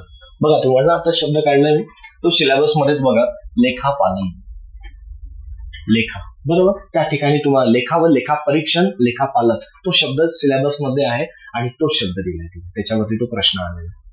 ठीक आहे. जे शासनाचं काम चालतं ते याच्यावरती काम चाललेलं. ठीक आहे. जो पुढे मी सर्व नंतर देईल डिटेलमध्ये, त्याचं नाही. फक्त मी असं म्हणायचं आहे की आता तुमच्याकडे वेळ कमी आहे, दिवस कमी आहे, त्याच्यामुळे एकदा न वाचून जाण्यापेक्षा एकदा 11वी-12वीचं पुस्तक एक नाही, रोज दोन्ही पुस्तकं वाचा. पेपर पर्यंत 9-10 दिवस असेल तर तुम्हाला, किंवा आज 11वीचं उद्या 12वीचं परवा 11वीचं एकदा वाचून तर टाका. एका स्ट्रोक मध्ये वाचून होऊन जातं ते पुस्तक. पण थोडा वेळ देऊन काढा. जागा रात्र काही होत नाही, रात्र जागलेली. आलं लक्षात? मेहनत घेतल्याने माणूस नाही मरत, फक्त करा. जर करायचं असेल तर इमानदारीने करा. मी सांगतो ना, जर आज तुम्हाला 35-40 मिळत असेल तर नक्कीच 45-50 प्लस जाणार. तेवढी तुम्हाला म्हणजे काय करायचं एवढं फोकस तर होऊन जाईल ना, थोडं नजर, त्याच्यासाठीच आपण हा पेपर करतोय. ठीक आहे. प्रत्येकाने करा. याच ठिकाणी पुढे बघा, तेलबिया आणि कडधान्य उत्पादक शेतकऱ्यांना पुरवण्यासाठी ज्या महाराष्ट्र शासन बघा शेतकरी योजना इथे बघा आलेले आहे ना, हे बघ, शाश्वत कृषी सिंचन योजना, अन्नदाता, किसान क्रेडिट, पोषण मिशन, हा पूर्ण कृषी योजना. आणि या वर्षी लक्षात घ्या, कृषी हे भारत सरकारचं फोकस आहे. कृषीवरती जास्त काम करत आहे. कृषी आणि महिला ह्या दोन घटकावरती ज्या या योजना तुम्हाला वाचता येईल ना, त्या योजना पूर्ण वाचून घ्या. कृषी आणि महिला सक्षमीकरण, बरोबर. म्हणजे मी लाडकी बहीणचं नाही म्हणत आहे, कृषी महिला ते सक्षमीकरणामध्ये तो नाही ना, पण भारत सरकारचा अजेंडाच तो आहे, बरोबर, की महिलांना सक्षमीकरण करणं. मग त्यांच्याविषयी कायदे, त्यांच्याविषयी योजना, त्यांना ज्या काही सुविधा देता येईल त्या सुविधा ते आलेल्या आहे. आणि त्याच्यासोबत कृषी, बरोबर. ह्या दोन गोष्टीवरती फोकस करा. थोडं तुम्हाला योजना पूर्ण करा, कुठेतरी फायदा होईल योजनांविषयी. ठीक आहे. आणि कुठे वाचायचं असेल योजना, सरळ सरळ महाराष्ट्र गव्हर्नमेंटची वुमन म्हणजे महिला व बाल कल्याण अधिकारी, बरोबर दिलेलं आहे ना, महिला व बाल विकास अधिकारी, त्याच्या वेबसाईटवरती जा. मी लिंक पाठवून देईल तुम्हाला, टेलिग्रामला लिंक टाकून देईल, ग्रुपला टाकेल मी. त्यांच्याविषयी ज्या काही महिलांच्या योजना आलेल्या त्या, आरोग्याविषयी आलेल्या योजना त्या एकदा वाचून घ्या. आणि तिसरं म्हणजे तुम्हाला कृषीविषयी आलेल्या योजना, मी त्याची पण लिंक पाठवेल तुम्हाला. डायरेक्ट कुठून काढत नका बसू, सरळ सरळ तुम्ही तुमच्या वेबसाईटवरून, खूप काहीच दिवसभर त्या वेबसाईटवर टिकून असंही नका करू. मोजके मुद्दे, खूप डीप मध्ये विचारली काही योजना काहीच नाही. कोण राबवतो, कशा संदर्भात राबवतो, कधीपासून सुरुवात झाली, त्याचे लाभार्थी कोण, बरोबर आहे. म्हणजे लाभार्थी म्हणजे कुणाला ती योजना मिळेल, त्याचे निकष काय, बेसिक काढायचं, पुढे जायचं. पण इकडून तिकडून वाचण्यापेक्षा डायरेक्ट तुम्हाला फ्रीमध्ये मिळत आहे ना, फक्त वेळ देणं महत्वाचं आहे. मी सुद्धा कुठून घेणार आहे, मी ऑथेंटिक का बरं, महाराष्ट्र गव्हर्नमेंटच्या वेबसाईटवरून म्हणतात ते ऑथेंटिक मिळणार तुम्हाला, एक पॉईंट पण चुकणार नाही. आलं ना, कुठल्या टॅबवरून नाही, मी तुम्हाला लिंक पाठवेल ना त्यावरून करा. प्रत्येकाने करा, ग्रुपमध्ये करा, पण करा. त्याच्यानं बघा अर्थसंकल्पावरती आलेला आहे हा प्रश्न, अर्थसंकल्पावरती आलेला असतो, सरळ सरळ पेपरला तिथे दिसत आहे. त्याच्यानंतर येथे बघा लेखा व लेखा परीक्षणासाठी सर्वोच्च संस्था आहे ना, तो सिलेबस मधला इकॉनॉमिक्स सिलेबसच्या बाहेर नाही जात आहे, मोजके टॉपिक वरती झालेले आहे, पण त्यातच रिपीट आलेले आहे. राष्ट्रीय उत्पन्नावरती किती प्रश्न आलेले आहेत तुम्हालाच माहिती, दादाभाई नौरोजी पासून त्यांनी विचारलेलं आहे, ते कुठपर्यंत येऊन थांबून गेलेलं आहे. ठीक आहे. सुरुवातीपासून जर कोणी राष्ट्रीय उत्पन्न मोजलं किती होतं, तेव्हापासून CSO NSSO सर्व तिथून ते आजपर्यंतच विचारलेलं आहे त्यांनी. मग GDP पर्यंतचा तोही मुद्दा येतो त्या ठिकाणी. मग ते टॉपिक व्यवस्थित वाचा, परत घेईल मी तुमचं, होईल क्लिअर. आलंय लक्षात? हे बघा इथे कॅग,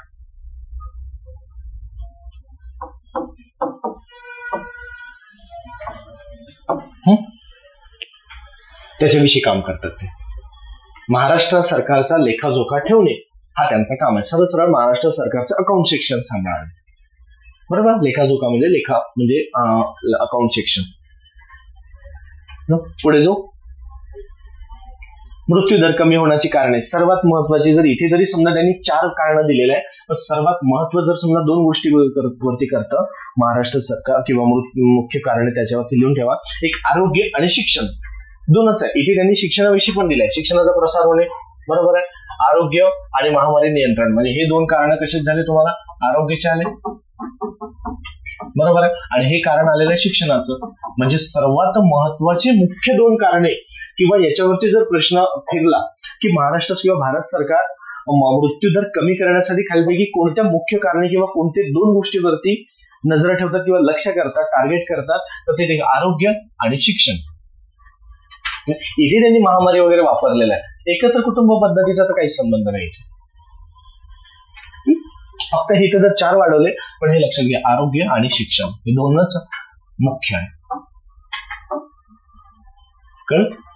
म्हणून बघाल शिक्षणाची योजना राबवल्या जातात आणि खूप कडक त्याला अंमलबजावणी केली जातात.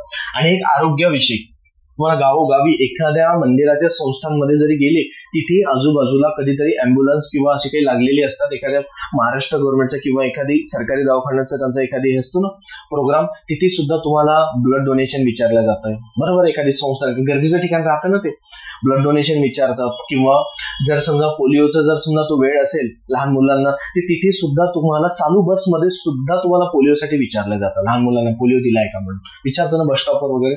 बघा तुम्हाला गर्दीच्या ठिकाणी, मॉलच्या ठिकाणी, कारण आरोग्य महत्वाचं आहे.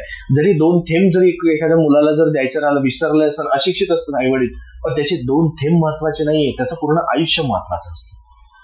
आणि आपल्याला ते फुकट मिळत आहे, पण फुकट नाही. पोलिओ सारखा आजार तो न दुरुस्त होणारा आजार त्या मुलाला जडला जातो. ठीक आहे, 2 वेळा घेतलं तरी काही वाईट होणार नाही, पण एकदाही न घेण्यापेक्षा वाटलं डबल घेतलं तरी चालतं, पण त्याला हे नाही करायचं, निग्लेक्ट. तर हे म्हणून शासन आरोग्यावरती काम करतं, शिक्षणावरती. आलं लक्षात? मृत्यूदर कमी होण्याचे कारण.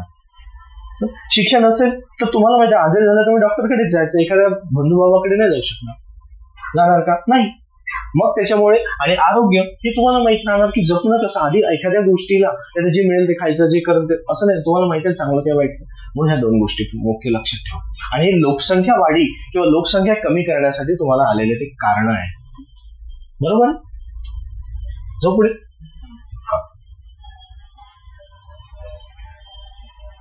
कधी कधी काय करतो, एकच मुद्दा तुम्हाला 2-3 पद्धतीने विस्तार केलेला असतो आहे, फक्त ते समजून घेणं महत्वाचं असतं. पुढे केंद्र शासनाकडून महसुली जमा. बघा हा जो मुद्दा आलेला आहे ना, सार्वजनिक वित्त, महसुली जमा. आठवते तुम्हाला शब्द महसुली जमा, महसुली खर्च. आणि हा तुम्हाला सार्वजनिक वित्त ह्या टॉपिक मध्ये घेऊन जातोय. आणि हा टॉपिक म्हटला तर इकॉनॉमिक्सचा हृदय आहे.